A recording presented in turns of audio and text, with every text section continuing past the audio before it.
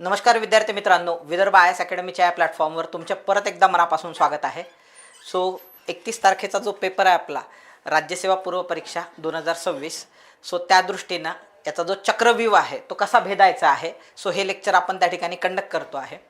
आता हे लेक्चर सुरू करण्याच्या आधी तुम्हाला एक गोष्ट सांगायची आहे, म्हणजे स्पष्ट करायची आहे की बघा, हे लेक्चर मी 2 दिवसाच्या आधीच शूट केलं होतं, परंतु झालं असं की काही आमच्या मॅनेजमेंट कडून झालेल्या चुकांमुळं ते लेक्चर करप्ट झालं किंवा डिलीट झालं.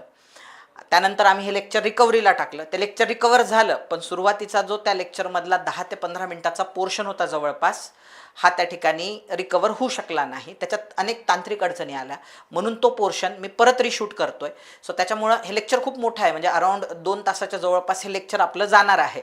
सो त्याच्यामुळं तो जो रिकवर केलेला भाग आहे आणि आता जे मी तो लेक्चर घेतोय या मोमेंटला, सो हे पार्ट आम्ही त्या ठिकाणी कनेक्ट करणार आहे. सो त्यामुळं अर्ध्या लेक्चरपर्यंत, म्हणजे अर्ध्या नाही म्हणता येईल, सुरुवातीच्या काही भागापर्यंत मी वेगळ्या कपड्यांमध्ये, वेगळा हुलिया असणार आहे, वेगळा ब्राईटनेस असणार आहे, आणि मधातच लेक्चर त्या ठिकाणी स्टॉप होईल तुमचं. आणि स्टॉप होईल म्हणजे मधातच वेगळ्या शर्टमध्ये मी तुम्हाला दिसेल, तर तुम्ही माइंड करू नका त्या गोष्टीला. आता आपण मेन मुद्द्यावरती येऊया. हे लेक्चर का बरं आपण कंडक्ट करतोय? नॉर्मली आपण एक्झामला जाता जाता हा पोर्शन दरवर्षी विद्यार्थ्यांसाठी कंडक्ट करतो, जेणेकरून त्यांचा कॉन्फिडन्स वाढला पाहिजे. सो आपण हे जवळपास 10 ते 15 दिवस आधीच लेक्चर शूट करतो आहे आणि तुमच्या सेवेत त्या ठिकाणी उपलब्ध करून देतोय. सो त्याच्या मागं एकच उद्देश आहे विद्यार्थी मित्रांनो, की तुम्हाला थोडासा वेळ मिळाला पाहिजे काम करण्यासाठी. कारण हे जे मी जवळपास 1.5-2 तास तुम्हाला सांगणार आहे, सो हे एक्झामच्या दृष्टीनं असं तुम्ही एक लक्षात घ्या त्याच्यामध्ये, की तुमचा वर्षभराचा अभ्यास एकीकडं आणि आजचं हे एक लेक्चर एकीकडं. सो जे म्हणतो ना, एका लिमिटनंतर तुम्हाला पुढे जाण्यासाठी, म्हणजे एका लिमिटपर्यंत तुम्ही जाऊ शकता. म्हणजे फॉर एक्झाम्पल 60 क्वेश्चन जे आहे 100 पैकी, आज आपल्याला ते मी एक ॲनालिसिस पण बनवून आणलेलं आहे तुमच्यासाठी. हे मी ॲनालिसिस पण तुम्हाला सांगणार आहे थोड्या वेळामध्ये. एका 60 किंवा 55-60 क्वेश्चनपर्यंत आपण त्या ठिकाणी जाऊ शकतो आपल्या टॅलेंटचा वापर करून. म्हणजे पण त्याच्या पुढं पण आपल्याला कसं जायचं आहे, जेणेकरून आपल्याला अफलातून मार्क्स मिळाले पाहिजे. सो त्यासाठी आपण काय केलं पाहिजे, सो याच्याबद्दल आपल्याला बोलायचं आहे. आजच्या लेक्चरमध्ये तुम्हाला प्रश्न कसे सॉल्व्ह केले गेले पाहिजे हे तर तुम्हाला ज्ञान देणारच आहे, पण हे जे मुलांचे प्रश्न असतात, सर पेपर किती सॉल्व्ह झाला पाहिजे, किती क्वेश्चन अटेम्प्ट केले पाहिजे, किती लेफ्ट केले पाहिजे, आयडियल सॉल्विंग काय असते, सो ह्या सगळ्या प्रश्नांची तुम्हाला आजच्या लेक्चरमध्ये उत्तरं मिळणार आहे. पुढं पुढं जसं जसं जाऊ, शेवटपर्यंत या लेक्चरच्या मधला शब्द त्या ठिकाणी महत्त्वाचा आहे. बरं, हे जे लेक्चर आहे जे आज आपण कंडक्ट करतोय, सो हे घेण्यामागचा मूळ उद्देश काय किंवा ह्याचा बेस काय, याचा आधार काय, ते म्हणजे 2025चा पेपर. तुम्ही जर थोडंसं व्यवस्थित ॲनालिसिस केलं असेल तर तुम्हाला असं लक्षात आलं असेल की 2022-2023 या 2 वर्षामध्ये पेपर एकदम सोपे आले होते. म्हणजे असं वाटत नव्हतं की राज्यसेवेचा पेपर आहे बाबा, आपण राज्यसेवा पूर्व परीक्षा देतोय. म्हणजे मल्टीलायनर क्वेश्चन होते त्याच्यामध्ये, नो डाऊट. म्हणजे असं म्हणत नाही मी कंबाईनच्या पूर्व परीक्षेसोबत तुलना करणं हे मुळात चुकीचं आहे, पण ती लेवल नव्हती राज्यसेवेची. फारच सोपे पेपर त्या ठिकाणी आलेले होते आणि त्या पद्धतीनं त्याचे कट ऑफ पण लागले होते. परंतु चिंतेत टाकणारी बाब 2024 आणि 2025, विशेषतः 2025च्या पूर्व परीक्षेचा पेपर, पूर्व परीक्षेचा जो कट ऑफ लागलेला आहे, जवळपास 117.5च्या घरात जो कट ऑफ गेलेला आहे, किंवा मुलींसाठी 110च्या घरात जो कट ऑफ गेलेला आहे, म्हणजे एकीकडं आपण कट ऑफबद्दल आणि दुसरीकडं तुम्हाला पेपरची काठिण्य पातळी आणि जागांची संख्या, म्हणजे कट ऑफ नॉर्मली, जागांची संख्या, पेपरची काठिण्य पातळी, सो याला धरून आणि विद्यार्थी त्यावर्षी किती इंटेलेक्च्युअल होतं एक्झाम देणारे, सो ह्या 3 गोष्टीवर ते अवलंबून असते. जर इंटेलेक्च्युअल पोरं जास्त आहे, त्याच्यानंतर जागांची संख्या कमी आहे आणि पेपर सोपा आहे, तर कट ऑफ खूप वर जातो.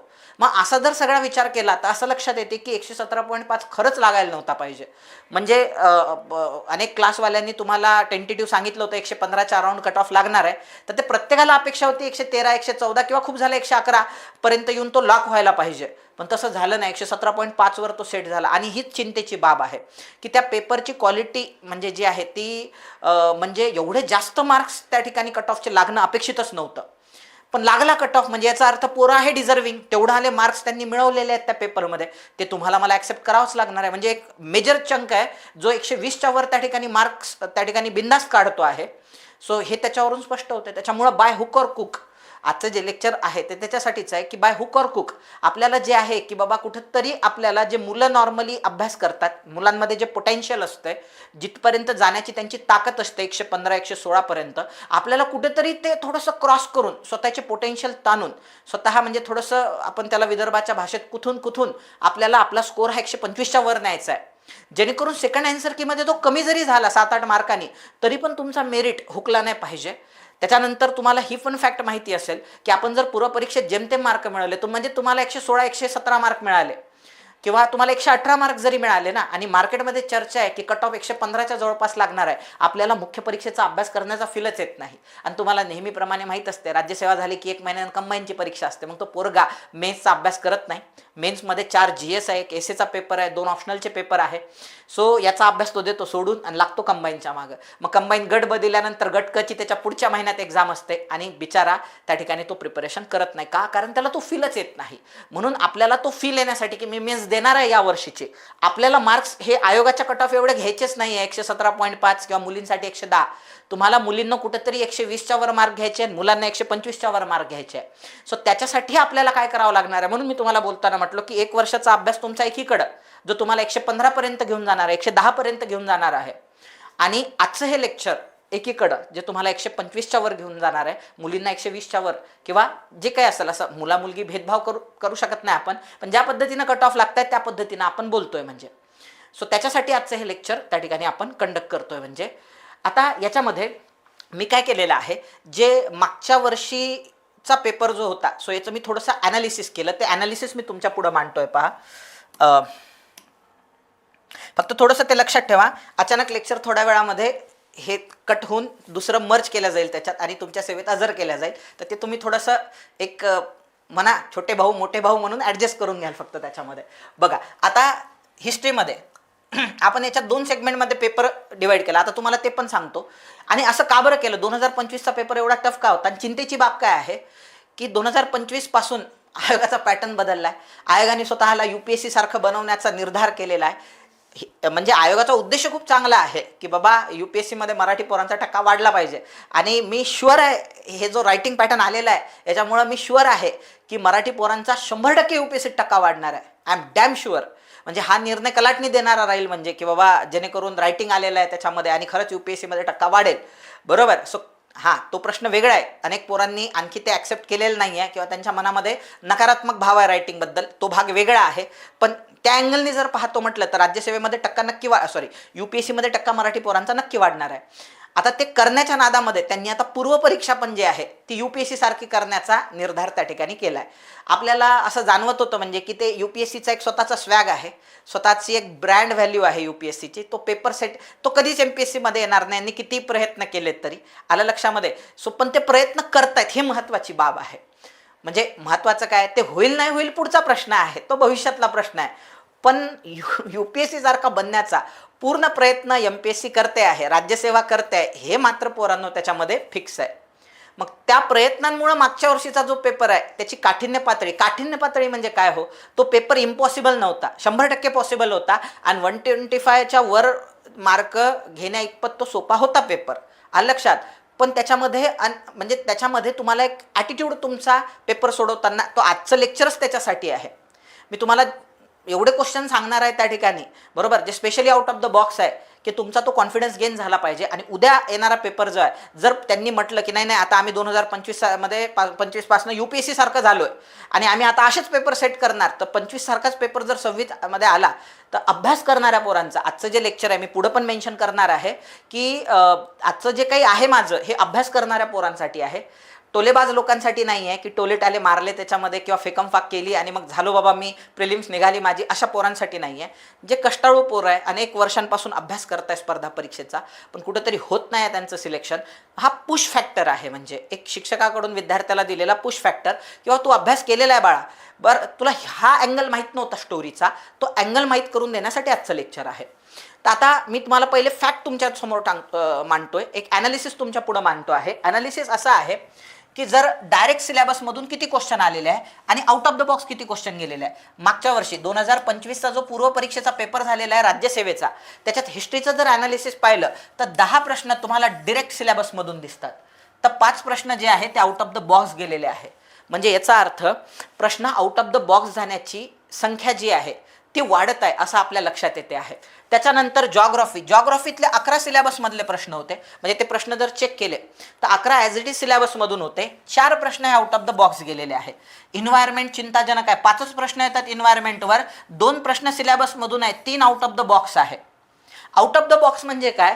सो आहे ते आपल्या म्हणजे सिलेबसमधून म्हणता पण येणार नाही आपल्याला, आपण कधीच वाचलेले नाही आहे ते, किंवा तुमच्या माझ्या कोणाच्याच वाचण्यात आलेले नाही आहे ते. का बरं?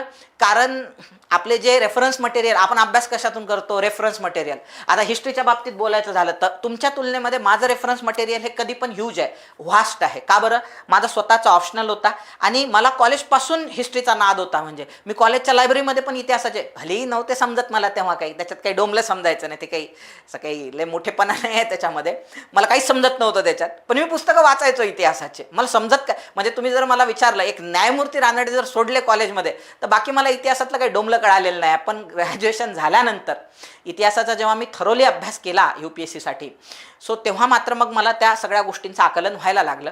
तर त्यामुळं म्हणतोय मी की तुम्ही जेवढे पुस्तकं वाचलेले आहे त्याच्यापेक्षा किमान 7-8 पुस्तकं मी जास्त वाचलेले आहे. मी 1-2ही म्हणत नाही, मी एक फक्त मॉडर्न इंडियासाठी म्हणतोय बरं का. तुम्ही जेवढे वाचले असतील, तुम्ही ग्रोवर वाचलं असेल, तुम्ही बिपिन चंद्र वाचलं असेल, बरोबर. सो मी याच्यापेक्षा 7-8 रेफरन्स मटेरियल जास्त वाचलेलं आहे. तरी पण मला असं वाटते आहे की मॅक्झिमम 10च प्रश्न त्या ठिकाणी सिलेबसमधून आहे. हे प्रश्न माझ्यात आहे. 7-8 पुस्तकं प्लस तुम्ही वाचलेले 2-3 म्हणजे 10-12 पुस्तकातून पण हे प्रश्न नाही आहे. कुठून तरी दुसरीकडूनच आयोगाने उचलून टाकलेले आहेत ते प्रश्न, म्हणून आपण त्याला काय म्हणतो? Out of the box. हे 10 सिलेबसमधलेच आहेत बरं का, फ्रँकली स्पीकिंग. म्हणजे नॉर्मल विद्यार्थ्याचा विचार करूनच हे सेट केलेलं आहे मी. त्यानंतर जॉग्राफी आहे, 11 प्रश्न सिलेबसमधून आहे. आउट ऑफ द बॉक्स जे आहे ते 3 क्वेश्चन जातात, 4 क्वेश्चन जातात त्या ठिकाणी. इन्व्हायरमेंट 2 क्वेश्चन आहे सिलेबसमधून, 3 आउट ऑफ द बॉक्स जातात. इकॉनॉमिक्स 10 सिलेबसमधून आहे, 5 आउट ऑफ द बॉक्स आहे. सर्वात चिंतेची बाब विज्ञानाची. विज्ञान, अनेक जणांची दांडी मागच्या वर्षी फक्त विज्ञानामुळे उडाली. आणि खरंच विद्यार्थी मित्रांनो, विज्ञान जे आहे ते 8 सिलेबसमधून होते आणि 11 क्वेश्चन जवळपास, 5 आणि 3 8, आणि जवळपास 11 ते 12 क्वेश्चन, 11 ते 12 क्वेश्चन जवळपास हे आउट ऑफ द बॉक्स होते. कशाचे? विज्ञानाचे. आणि हिले चिंतेची बाब आहे की 8च प्रश्न सोडवण्यासारखे येणं आणि 10-12 सिलेबसच्या बाहेर जाणं. पुढची गोष्ट आहे कॉन्स्टिट्यूशनमध्ये. नॉर्मली असे हे 2 विषय असे आहे पोरांनो, जॉग्राफी आणि कॉन्स्टिट्यूशन, एक पायंडा असायचा त्या ठिकाणी. राज्यसेवा घ्या किंवा UPSC घ्या, ह्या दोन्ही एक्झामचा एक पायंडा असायचा की हे 2 विषय हे normally out of the box जात नव्हते, कधीच जात नव्हते. हे 2 विषय जे आहे, सो जॉग्राफी 15 आउट ऑफ 15 आणि पॉलिटी 15 आउट ऑफ 15 हे सिलेबसमधूनच यायचे. आणि जे हुशार पोरं आहे सो ते जॉग्राफीमध्ये 15 काढायचे आणि पॉलिटीमध्ये पण 15 आउट ऑफ 15. सो 30 आणि 30 60 मार्क कन्फर्म, पास होण्याचा मार्ग मोकळा तुमचा. पण यावर्षी काय केलेलं आहे त्यांनी? सो कॉन्स्टिट्यूशनमध्ये पण 4 आणि जॉग्राफीमध्ये पण 4 आउट ऑफ द बॉक्स टाकून चिंता वाढवलेल्या आहे आपल्या. त्यानंतर करंट अफेअर पण भयानक होतं. 15 पैकी 7च सिलेबसमधले होते. जवळपास 8 क्वेश्चन हे आउट ऑफ द बॉक्स विचारलेले आहे. म्हणजे जर तुम्ही समअप केलं सगळं तर अराउंड हे सगळं जर मोजलं तुम्ही, हे खाली आहे तुम्हाला दिसत नसणार कदाचित, तर हे 60 क्वेश्चन जे आहे, सो हे 60 प्रश्न जवळपास सिलेबसमधून होते आणि 40 प्रश्न हे आउट ऑफ द बॉक्स होते पोरांनो. 40 प्रश्न हे आउट ऑफ द बॉक्स होते. आपण काय करू, ह्याला आणखी थोडंसं हे करण्यासाठी +-5 किंवा -5च करू आपण त्याला. म्हणजे तुम्ही म्हणाल तुम्ही सर आहेत, सर तुमचा जरा सिलेबसमधून तुम्हाला जास्त वाटत असतील म्हणून मी इथं -5 करतो आणि इथं आउट ऑफ द बॉक्समध्ये +5 करतो, किंवा +- करू आपण. ठीक आहे, +- करू आपण ह्याच्यामध्ये, थोडंसं असं बोलू आपण. म्हणजे 55 ते 60 क्वेश्चन सिलेबसमधून आहे आणि 40 ते 45 क्वेश्चन हे आउट ऑफ द बॉक्स आहे. म्हणजे एक गोष्ट कन्फर्म आहे, जर तुम्ही असं म्हटलं की नाही सर मी एक साधा सरळ पोरगा आहे, बरोबर, कारण माझ्याकडे जेवढे केसेस आल्या, ज्या केसेसमुळे हे लेक्चर घ्यायची माझी इच्छा झाली, सो या सगळ्या केसेस असं नाही आहे हुशार नव्हते, त्यांना सगळंच येतं आहे. मला जेही विद्यार्थी, एक तर विद्यार्थी पुण्यावरून भेटायला आलेला होता, सो ह्या सगळ्यांचा केस स्टडी मला हेच सांगतोय, किंवा फोन येत आहेत मला, मेसेजेस येत आहेत पोरांचे. सो केस स्टडी काय सांगतो आहे? केस स्टडी हेच सांगतो आहे की या सगळ्या पोरांनी म्हणजे हेच केलं की बाबा ठीक आहे, आता मी त्यांना गाईड केलं होतं, नाही अशातली गोष्ट नाही, पण त्यांनी काय केलेलं आहे, पेपरमध्ये रिस्क बिलकुल घेतलेली आहे. मला 55 60 60 बरोबर जमतात, मला मी बरोबर ॲक्युरेट सोडवणार घरी येणार. आता तुम्हाला माहिती आहे आपण कितीही ॲक्युरेसी दाखवण्याचा प्रयत्न केला पेपरमध्ये, कितीही ॲक्युरेट सोडवण्याचा प्रयत्न केला, सिली मिस्टेक्स नाही म्हटलं तर 3-4 होतातच. आणि जो पोरगा ओपन कॅटेगरीचा आहे किंवा ओबीसी कॅटेगरीचा आहे त्यानं 60 प्रश्न आहे, त्याला जमत होते 60 प्रश्न, 60ला 60 जमणारे प्रश्न, तसे 55 ते 60 म्हणू पण चांगला अभ्यास आहे म्हणून 60 म्हणू, 60ला 60 सोडवले आणि चुकून त्यांनी 4 प्रश्न काय केले त्या ठिकाणी चुकवले त्या पेपरमध्ये चुकून. म्हणजे तो आला 56 वरती. 56च्या दुप्पट किती होतात? 112 जवळपास होतात त्याच्यामध्ये. मला सांगा 112ला तो पास होणार आहे का? गेला स्पर्धेच्या बाहेर. 3 जरी चुकले तरी स्पर्धेच्या बाहेर आहे. अहो 2 जरी चुकले तर ऑलमोस्ट स्पर्धेच्या बाहेर आहे तो कार्यकर्ता. कट ऑफच्या बरोबरीत तो मार्कच मिळू शकत नाही. मग काय करायला पाहिजे सागर सर एवढाला येऊन पण? तर सर्वात पहिली गोष्ट, हे तर तुम्हाला चुकू द्यायचंच नाही आहे बिलकुल. आणि हे क्वेश्चन खरंच चुकण्यासारखे नव्हते. म्हणजे हे जे 55 ते 60 क्वेश्चन मी घेऊन आलोय ना सिलेबसवाले, हे खरंच चुकण्यासारखे नव्हते. याच्यात चुकूच द्यायचं नाही आहे तुम्हाला, त्याच्याबद्दल बोलू आपण. हे जे 40-45 प्रश्न आहे जे आउट ऑफ द बॉक्स आहे, सर याच्यासाठी काय केलं पाहिजे आम्ही आता शेवटच्या मोमेंटला ह्या 10 दिवसामध्ये, तर त्यासाठीच आजचं हे लेक्चर मी तुमच्यासाठी त्या ठिकाणी घेऊन आलेलो आहे. सो याच्यामध्ये ह्या 40 ते 45 मधले जास्तीत जास्त क्वेश्चन आपल्याला कसे खेचून आणता येईल आणि आपला स्कोअर कसा जास्तीत जास्त वाढवता येईल, सो त्याच्याबद्दलच आपण काय करतोय आजचं सेशन त्या ठिकाणी कंडक्ट करतोय.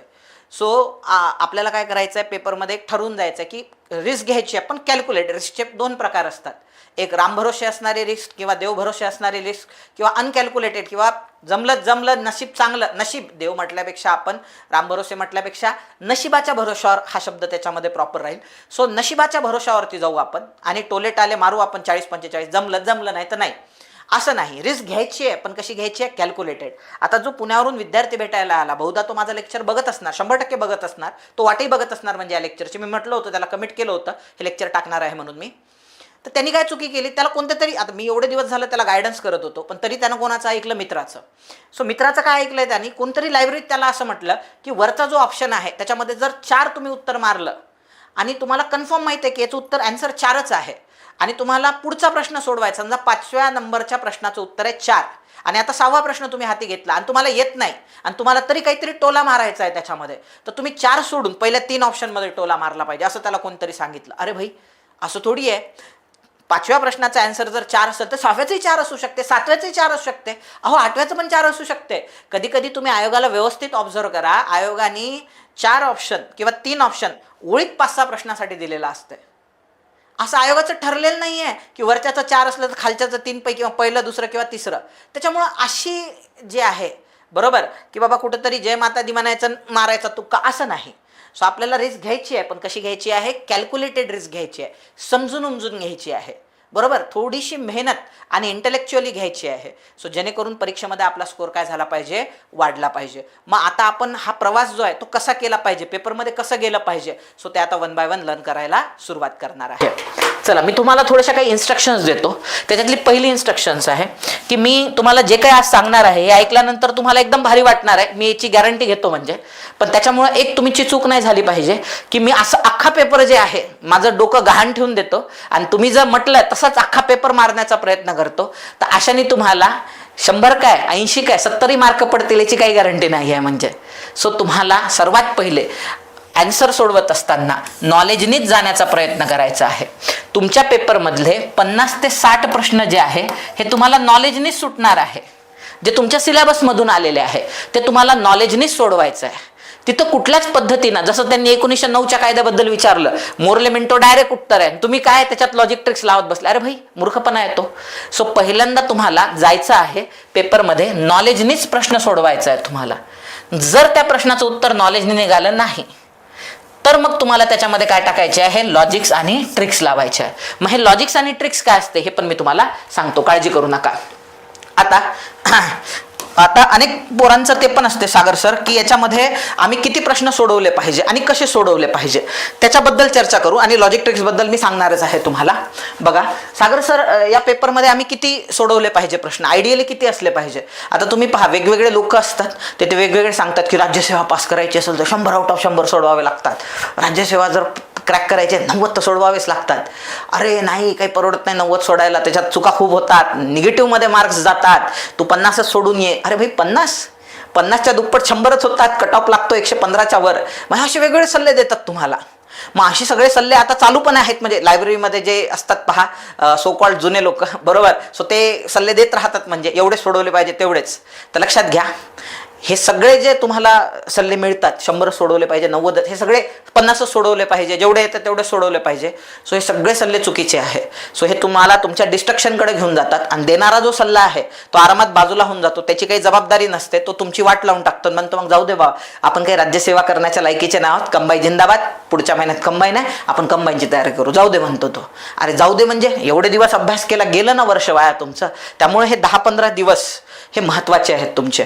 मग किती सॉल्व्ह केला पाहिजे सर? आयडियली किती पेपर सॉल्व्ह केला पाहिजे? 80 सॉल्व्ह झाले पाहिजे, 85 सॉल्व्ह झाले पाहिजे? तर त्याचं एक असं फर्म उत्तर कोणालाच देता येत नाही. मग किती सॉल्व्ह झाले पाहिजे तर ते मात्र मी तुम्हाला सांगतो, पण मी आकडा नाही सांगू शकत आणि कोणीच नाही सांगू शकत. उद्या जर खूप सोपा पेपर आला, खूपच सोपा पेपर आला उद्या, बरोबर, कट ऑफ एकदम जास्त लागणार आहे, 120च्या वर पण जाऊ शकतो कट ऑफ. खूपच सोपा पेपर आला तर 120च्या वर जाऊ शकतो. तुम्ही 50 सोडून आले, गेले ना तुम्ही कामातून. खूप अवघड पेपर आला, म्हणजे त्याच्यात कट ऑफ हा 90-100, जसं UPSCचे पेपर येतात आजकाल, 90-100, 90 मार्कावर पण येऊ शकतो कट ऑफ. आणि त्याच्यात तुम्ही 100 आउट ऑफ 100 सोडून आले, गेले ना तुम्ही निगेटिव्हमध्ये. सो त्याच्यामुळे आयडियली किती सोडवले पाहिजे, सो त्याचा एक पॅटर्न आहे. कारण उद्याचा येणारा पेपर हा सोपा असणार आहे की अवघड असणार हे कोण सांगणार लायब्ररीमध्ये, किंवा कोणीच सांगू शकत नाही ना मार्केटमध्ये. मी पण नाही सांगू शकत तुम्हाला. पण पेपर कसाही असो, तुम्ही या पॅटर्ननी सोडवा. जेवढे सुटतील तेवढे एकदम ऑप्टिमम असतील, ते जेवढे सुटून जातील म्हणजे सोडून द्याल, लेफ्ट कराल, त्याची तुम्हाला चिंता करायची गरज नाही. लक्षात, त्याचा एक पॅटर्न आहे. तो पॅटर्न कसा आहे लक्षात घ्या. आता तुम्हाला लक्षात घ्या, राज्यसेवेमध्ये राज्यसेवा आणि कंबाईनचा पॅटर्न हा वेगळा आहे. राज्यसेवेमध्ये 100 प्रश्न सोडवायचे आहे, त्यासाठी तुम्हाला 120 मिनिटं दिलेले आहे.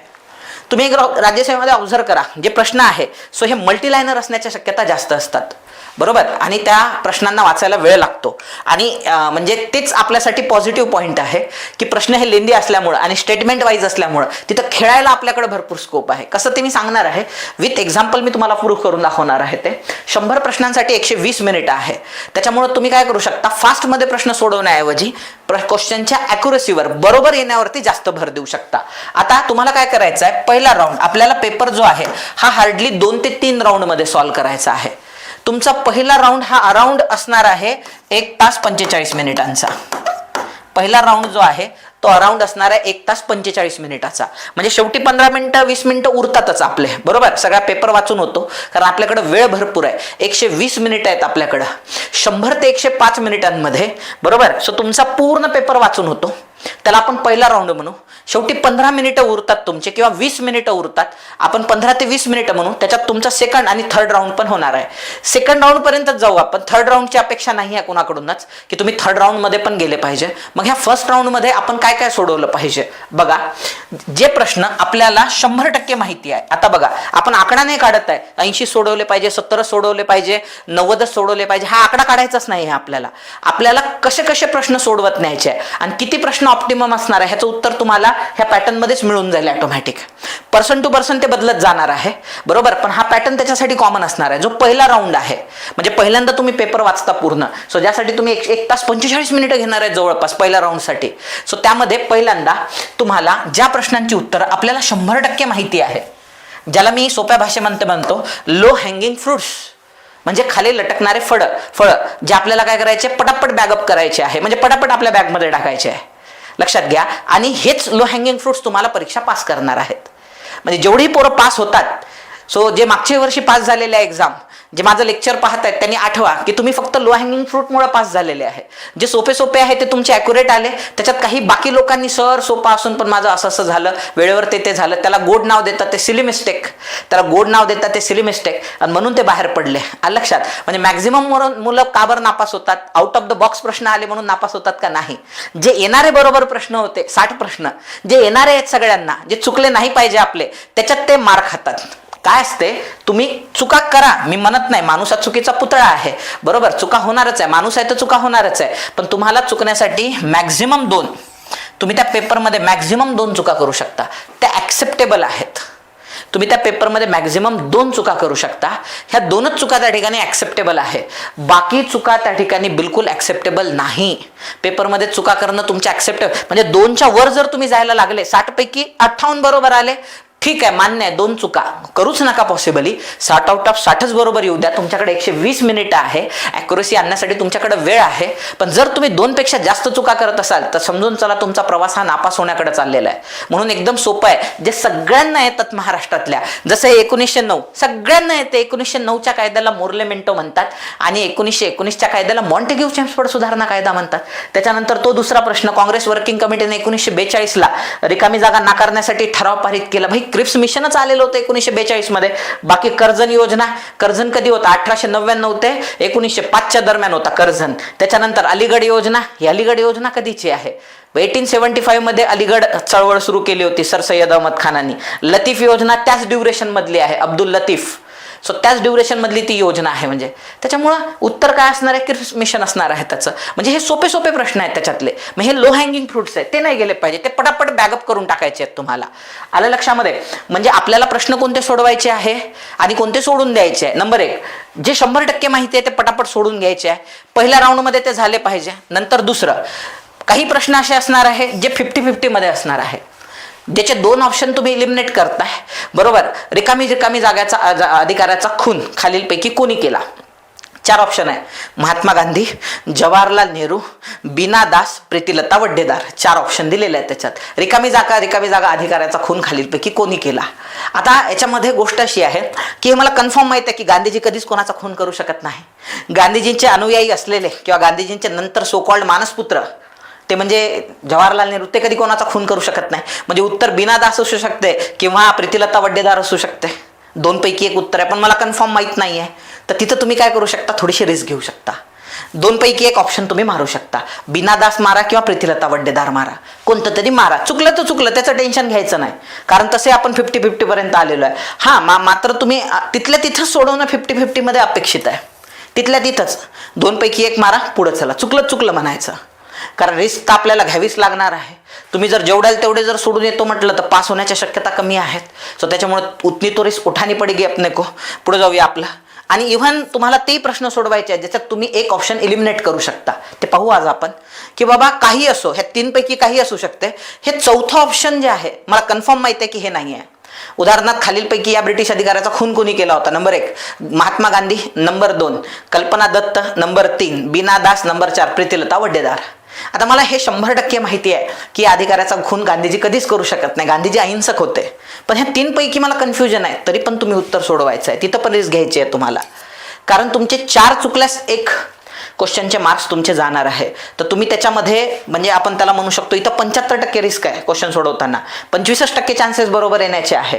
लक्षात? मग अशा सर्कमस्टन्सेसमध्ये तुम्ही रिस्क उचलू शकता. काही प्रश्न असे आज आपण ते पाहणार आहोत की ज्याची उत्तर तुम्हाला लॉजिक्स आणि ट्रिक्सच्या माध्यमातून मिळणार आहे. सो हे 4 कॅटेगरीतले जे प्रश्न आहे ते तुम्हाला पहिल्याच राऊंडमध्ये सोडून घ्यायचे आहे, पहिल्याच राऊंडमध्ये.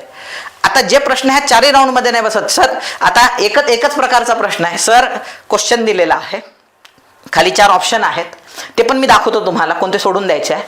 सर ना प्रश्न काही केलं सर, मी लॉजिक लावल्या, ट्रिक्स लावल्या, एक ऑप्शन एलिमिनेट करून पाहिला, 50-50 मध्ये आणण्याचा प्रयत्न केला, कसंच जमत नाही हो तो प्रश्न, लेफ्ट करून टाका. माझं म्हणणं आहे सोडून द्या त्या प्रश्नाला.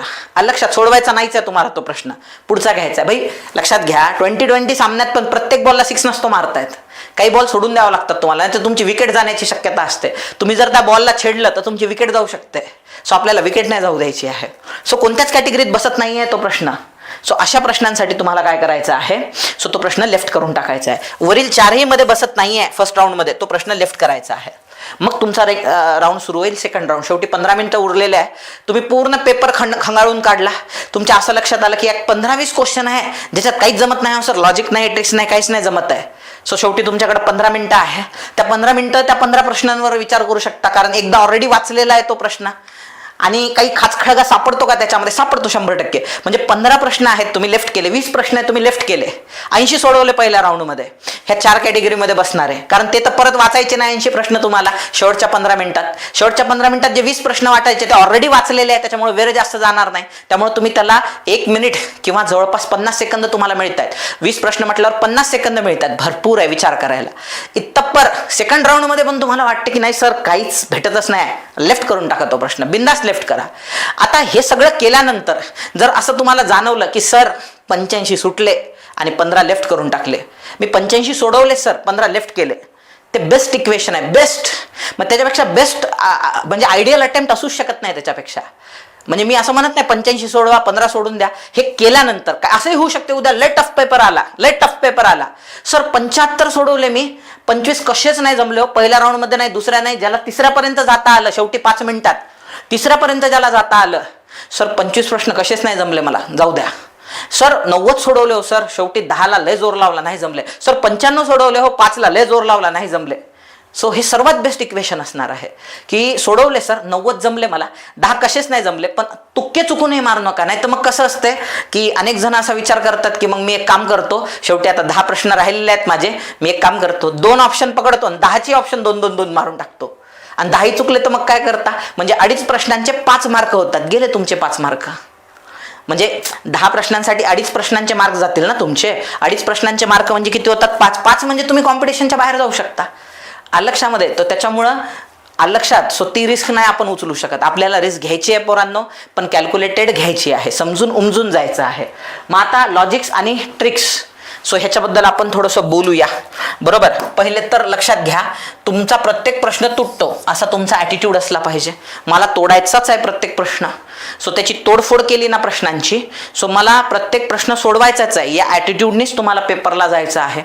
दुसरी महत्त्वाची गोष्ट, आजचा जो सेशन आहे ते अभ्यासू विद्यार्थ्यांसाठी आहे बरं का. मी परत एकदा सांगतोय की जे टोले टाले मारणारे आहेत, तुके ताक्के मारणारे आहे, सो जय माता दिवाले आहे, त्यांच्यासाठी आजचं सेशन नाही आहे. अभ्यासू पोरं थोड्या कारणामुळे, आता मी पाहिलं ना 4-4, 5-5 वर्षाचे अभ्यास असतात अहो, बरोबर, लायब्ररीत बसून अभ्यास करतात, घरापासून दूर असतात, आणि सगळं म्हणजे लग्न हे ते भरपूर गोष्टी असतात त्याच्यामध्ये, नोकरी, घरची परिस्थिती भरपूर, ज्यांची घरची परिस्थिती चांगली आहे त्यांच्यावरती प्रेशर असते पहा, असं भरपूर त्याच्यामध्ये हे राहते. म्हणजे स्पर्धा परीक्षा म्हणजे काय, आपण फक्त पेपर सोबत लढत नसतो, म्हणजे स्वतःच्या भावना, स्वतःच्या परिस्थिती, या सगळ्या गोष्टींची लढत असतो. आणि त्याच्यात काय होते, थोड्याफार गोष्टींमुळे, काही गोष्टी माहीत नसल्यामुळं किंवा कोणी मार्गदर्शन करणार नसल्यामुळं, म्हणजे इव्हन तुम्ही क्लास जरी लावला तरी पण ह्या गोष्टी तुम्हाला सांगितल्या जातील का, किंवा तुम्ही ज्यांच्याकडे क्लास लावलेले आहे ते तेवढे स्वतः क्वालिफाईड असतील का, याची शक्यता कमी आहे. ते तेवढे अनुभवी असतील का, त्याची शक्यता कमी आहे. हां, त्यांचं नाव मोठं असू शकते कारण त्यांच्या जाहिराती मोठ्या आहेत, ते मोठ्या जाहिराती लावतात, किंवा त्यांचा डोलारा खूप मोठा आहे, किंवा त्यांच्याकडे पैसा बक्कळ आहे, त्यांच्या बिल्डिंग्स खूप मोठ्या आहे अहो, पण ह्याचा आणि त्या क्वालिफाईड टीचरचा अर्थार्थी संबंध नाही ना. सो त्याच्यामुळं ते क्वालिफाईड टीचर असेल का ज्यांच्याकडून आपण शिक्षण घेतोय, ज्यांच्यावरती आपण पूर्ण डिपेंडंट आहोत, सो ते तेवढे क्वालिफाईड असतील याची शक्यता कमी आहे. म्हणून एखादा पोरगा मस्त अभ्यास करणारा पोरगा आहे, पण त्याला हे प्रॉपर हे न मिळाल्यामुळं, आपण त्याला काय म्हणू शकतो, हे पोषण तत्व न मिळाल्यामुळं तो बिचारा कुपोषित राहू शकतो, आणि स्पर्धा परीक्षेत टॅलेंट असून पण यश मिळवण्यापासून वंचित राहू शकतो, किंवा मेहनत घेतली तरी यश मिळवण्यापासून वंचित राहू शकतो. आपल्याला त्या पोरांसाठी काम करायचं आहे, अभ्यासू पोरांसाठी आपल्याला काम करायचं आहे. बघा, आता ज्यादातर प्रश्नांची उत्तरे लक्षात घ्या प्रश्नातच लपलेली असतात. मी तुम्हाला ते सांगणार आहे. म्हणजे आज मी तुम्हाला पूर्ण ह्या सगळ्या गोष्टी, पहिले मी तुम्हाला हे डिक्टेट करून दाखवतो, आणि ह्या सगळ्यांचे एक्झाम्पल्स जे आहेत ते प्रश्न मी तुम्हाला दाखवणार आहे. ज्यादातर प्रश्नांची उत्तरं ही प्रश्नामध्येच लपलेली असतात. प्रश्न नीट वाचला की प्रश्नच सांगतो उत्तर काय आहे म्हणून. हे तुम्ही अनुभवाल पेपरमध्ये, हो सर प्रश्नच सांगतो उत्तर काय आहे म्हणून. तुम्हाला प्रश्नच नेऊन सोडतो उत्तरापासून. फक्त प्रश्न काय केला पाहिजे, तुम्ही नीट वाचला पाहिजे. इथं शब्द लय महत्वाचा आहे. प्रश्न काय केला पाहिजे, तुम्ही नीट वाचला पाहिजे. आलं लक्षामध्ये. म्हणजे तुम्हाला तर लेअर डिकोड करता आल्या पाहिजे, पण लय लेवल म्हणजे त्याच्यात 2 लेवल असतात. म्हणजे मी तुम्हाला सांगतो पहा, म्हणजे आयोग आणखी त्या दुसऱ्या लेवलपर्यंत आलेला नाही आहे. एखाद्या 2 प्रश्नांच्या बाबतीत आयोग दुसऱ्या लेवलला जाऊन खेळते. पहिली लेवल आहे प्रश्नातील शब्द.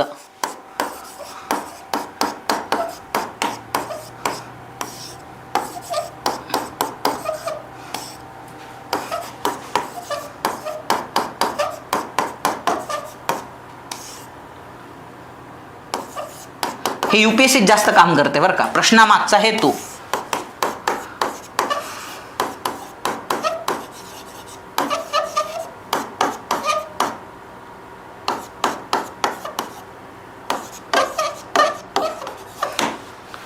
चला आपण याच्याबद्दल बोलू. पहा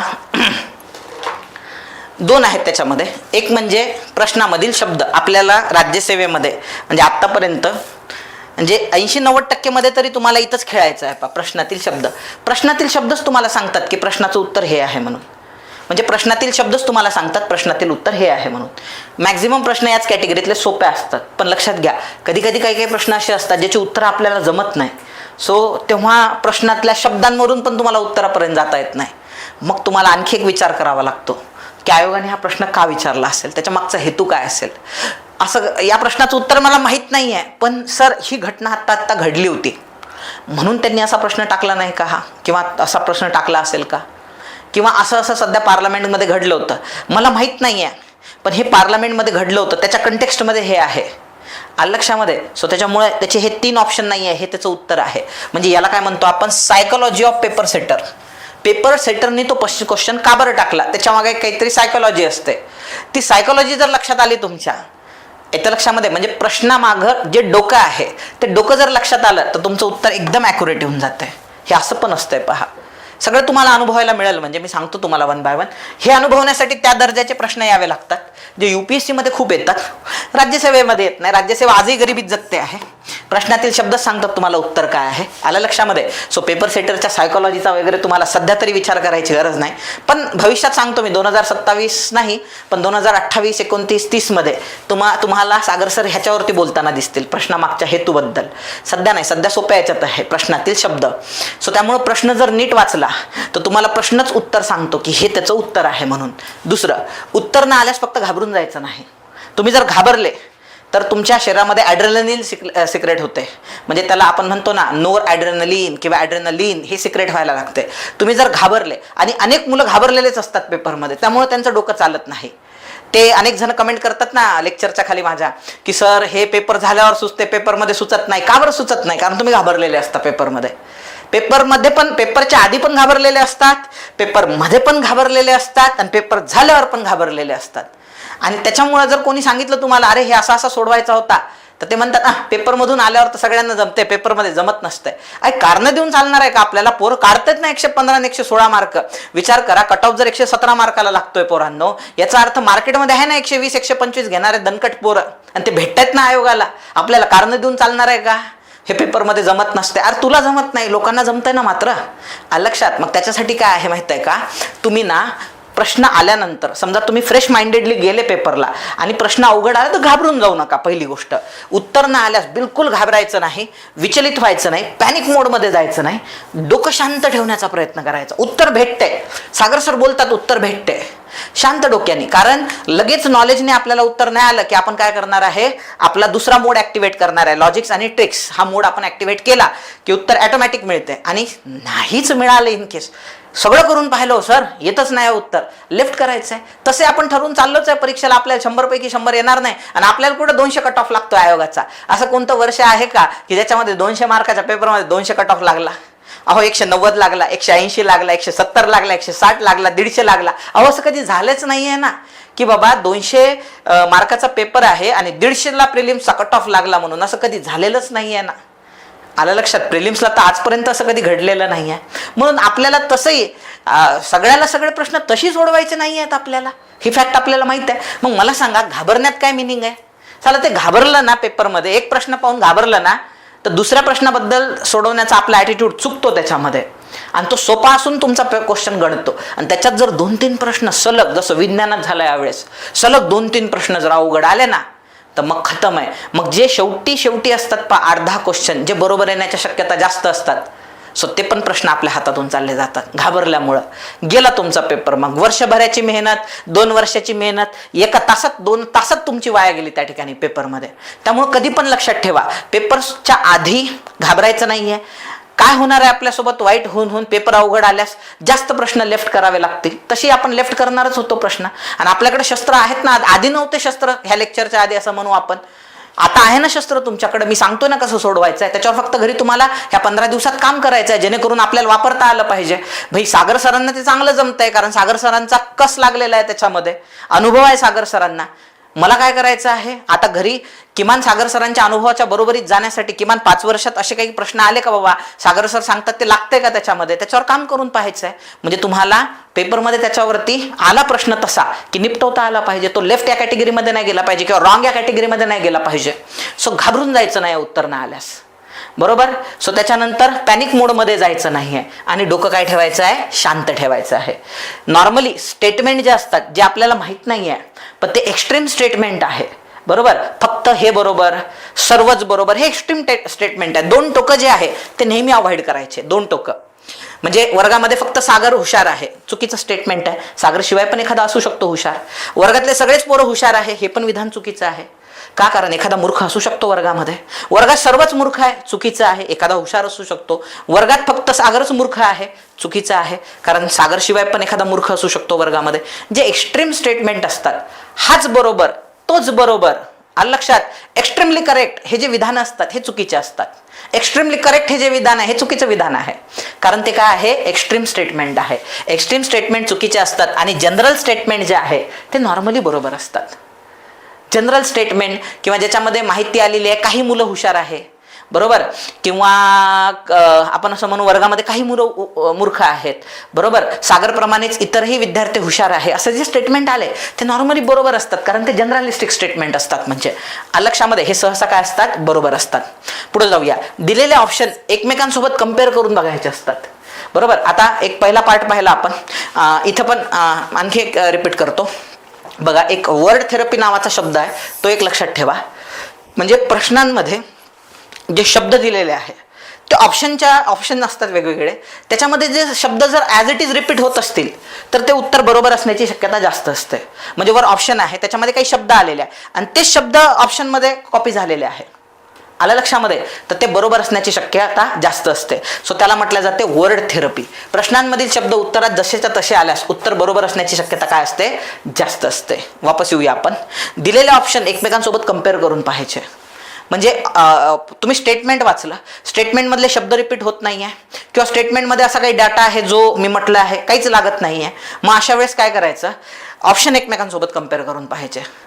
त्याच्यामध्ये कॉमन मिनिमम जर असतील, बरोबर, तर कॉमन मिनिमम ते कसे निवडायचे मी थोड्या वेळात सांगतो. विदाऊट एक्झाम्पल तुम्हाला ते लक्षात येणार नाही, फक्त बोलून घेऊ आपण उत्तरापर्यंत जाण्यासाठी.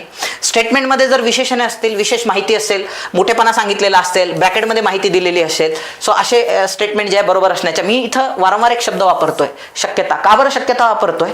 समजा तुम्ही 10 क्वेश्चन सोडवले लॉजिक्स आणि ट्रिक्सने, तर त्याच्यामध्ये 3-4 प्रश्न चुकण्याची शक्यता असू शकते बरं का. मी असं कधीच दावा करणार नाही की 10ला 10 तुमच्या बरोबर येतील. म्हणून मी इथं शक्यता हा शब्द वापरतोय. कारण तुम्ही लॉजिक्स आणि ट्रिक्सने जाताय, म्हणजे तुम्ही ब्लाइंड गेम खेळतायत. त्याच्यामध्ये एक गेम असतो ज्याला शुअर शॉट माहिती आहे तुम्हाला, ते असते ना पत्त्याचा डाव, त्याच्यामध्ये तुम्हाला 3 एक्के आलेले आहे, तुम्हाला शुअर शॉट खेळता तुम्ही, आलं लक्षामध्ये. आणि जर समजा तुम्ही ब्लाइंडमध्ये पत्ते उघडूनच नाही पाहिले आणि तेव्हा तुम्ही खेळताय, तेव्हा रिस्क असते, आलं लक्षात.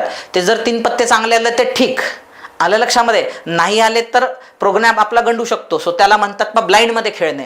तसं आपण जेव्हा लॉजिक्स आणि ट्रिक्समध्ये खेळत असतो तेव्हा आपण अंधारात बाण चालवत असतो आणि तो बाण हा लॉजिकचा बाण असतो. त्यामुळं इथं असं होऊ शकते की तुमचे 3-4 प्रश्न चुकतील, पण तुम्ही हे विसरता कामा नये 10 पैकी 3-4 चुकलेत चालते. अहो 6-7 तर बरोबर येत आहेत ना माझे.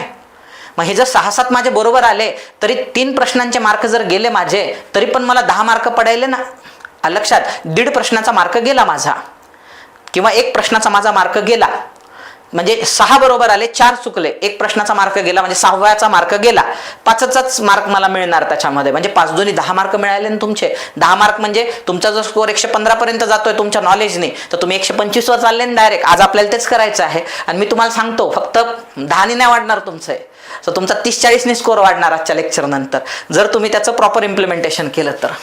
कारण मागच्या वर्षीचा पेपर खेळण्यासाठी भरपूर स्कोप होता त्याच्यामध्ये. जे खेळले ते जिंकले, जे नाही खेळू शकले ते अडकलेत. म्हणजे वर्ड थेरपी. पुढे जाऊया आपण. प्रश्नात एकवचन, अनेकवचन, प्रमुख उद्दिष्टे, जनक असे शब्द नीट वाचल्यास उत्तर येण्यास मदत मिळते. हे पण मी तुम्हाला समजावून सांगतो.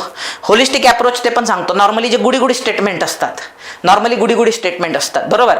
जसे एका महान साम्राज्याचा सागर भस्मे हा त्या ठिकाणी सम्राट होता, सो त्याच्याबद्दल खालील विधाने विचारत घ्या. त्याच्यातच लिहिलेलं आहे महान राज्याचा सम्राट, बरोबर. एक महान व्यक्ती सागर होता आणि पर्याय दिलेले आहे. सो त्याच्या मनामध्ये लोकांबद्दल संवेदना होत्या, बरोबर. माहीतच नाही सागर भस्मे कोण आहे, पण त्याचं डिस्क्रिप्शनच एवढं भारी दिलेलं आहे की जर तो महान राजा आहे, अहो लोकांप्रती त्याच्या मनात सहानुभूती असणार. त्याचं राज्य भरभराटीला आलं होतं, हो एकदम बरोबर आहे. सो त्याच्या राज्याचा व्यापार हा फलत फुलत होता, बरोबर आहे एकदम. त्याला त्याच्या राज्यावरती, त्याचं राज्य सामर्थ्यवान असल्यामुळं कोणी त्याच्या राज्यावरती हल्ला करण्यासाठी 10 वेळा विचार करत होता. सो हे पण बरोबर आहे. हे होलिस्टिक आहे. जर चांगलं आहे, जसं आता भारतासमोरील खालीलपैकी भारताच्या अर्थव्यवस्थेसमोरील आव्हाने विचारात घ्या. नंबर 1 दारिद्र्य, नंबर 2 बेरोजगारी, लोकसंख्या वाढ, होच म्हणणार तुम्ही. महिला सक्षमीकरणाचा अभाव, हो आहेच आव्हान. आणि त्याच्यात जर एखादा वाईट शब्द म्हणजे चांगला शब्द घुसला, म्हणजे त्यांनी 4 स्टेटमेंट दिलेले आहे. पहिला आहे दारिद्र्य, बेरोजगारी, महिला सक्षमीकरणाचा अभाव आणि दलित सक्षमीकरण. आता दलित सक्षमीकरण हे आव्हान थोडी आहे, उलट चांगली गोष्ट आहे. हे आव्हान थोडी आहे, ते आव्हानं 3 आहे. दारिद्र्य चुकीची गोष्ट आहे, बेरोजगारी हे आव्हान आहे. दलितांचं सक्षमीकरण होत असेल ते थोडी आव्हान असणार आहे. म्हणजे पहिले 3च बरोबर आहे याच्यामध्ये. सो याला काय म्हणतात रे, होलिस्टिक अप्रोच म्हणतात. लक्षात, जर तुम्हाला गुडी गुडी विचारलं आणि ऑप्शनमध्ये गुडी गुडी असेल तर ते बरोबर मारायचे. ऑप्शनमध्ये जर प्रॉब्लेम विचारले, प्रश्नामध्ये प्रॉब्लेम विचारले, ऑप्शनमध्ये प्रॉब्लेम दिलेले असेल, त्याला होलिस्टिक अप्रोच म्हणतात. काही इलिमिनेशन टेक्निक्स असतात, हे पण आपण वापरू. म्हणजे त्याच्यानंतर ऑप्शन कॉमन मिनिमम, ते पण मी सांगतो तुम्हाला. आणि फायनली तुम्हाला काय करायचे आहे, थोडीशी सत्सद्विवेक बुद्धी वापरायची आहे. फक्त नॉलेजवर अवलंबून राहता येत नाही, सत्सद्विवेक बुद्धीचा वापर करायचा आहे. तुम्ही ऑप्शन उत्तरापर्यंत आरामात पोहोचता. आता आपल्याला सर्वात महत्त्वाचा भाग याच्यातला, सर हे प्रॅक्टिकली कसं इम्प्लिमेंटेबल आहे.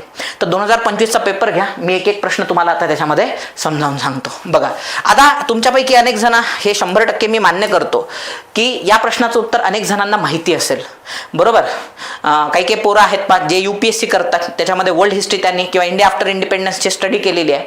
आपण जनरली असा विचार करू की मुलं समाजसुधारकाचा इतिहासामध्ये प्राचीन भारत अभ्यासतात, मध्ययुगीन भारत अभ्यासतात, आधुनिक भारत अभ्यासतात, त्याच्यानंतर समाजसुधारक अभ्यासतात, महाराष्ट्राचा इतिहास अभ्यासतात.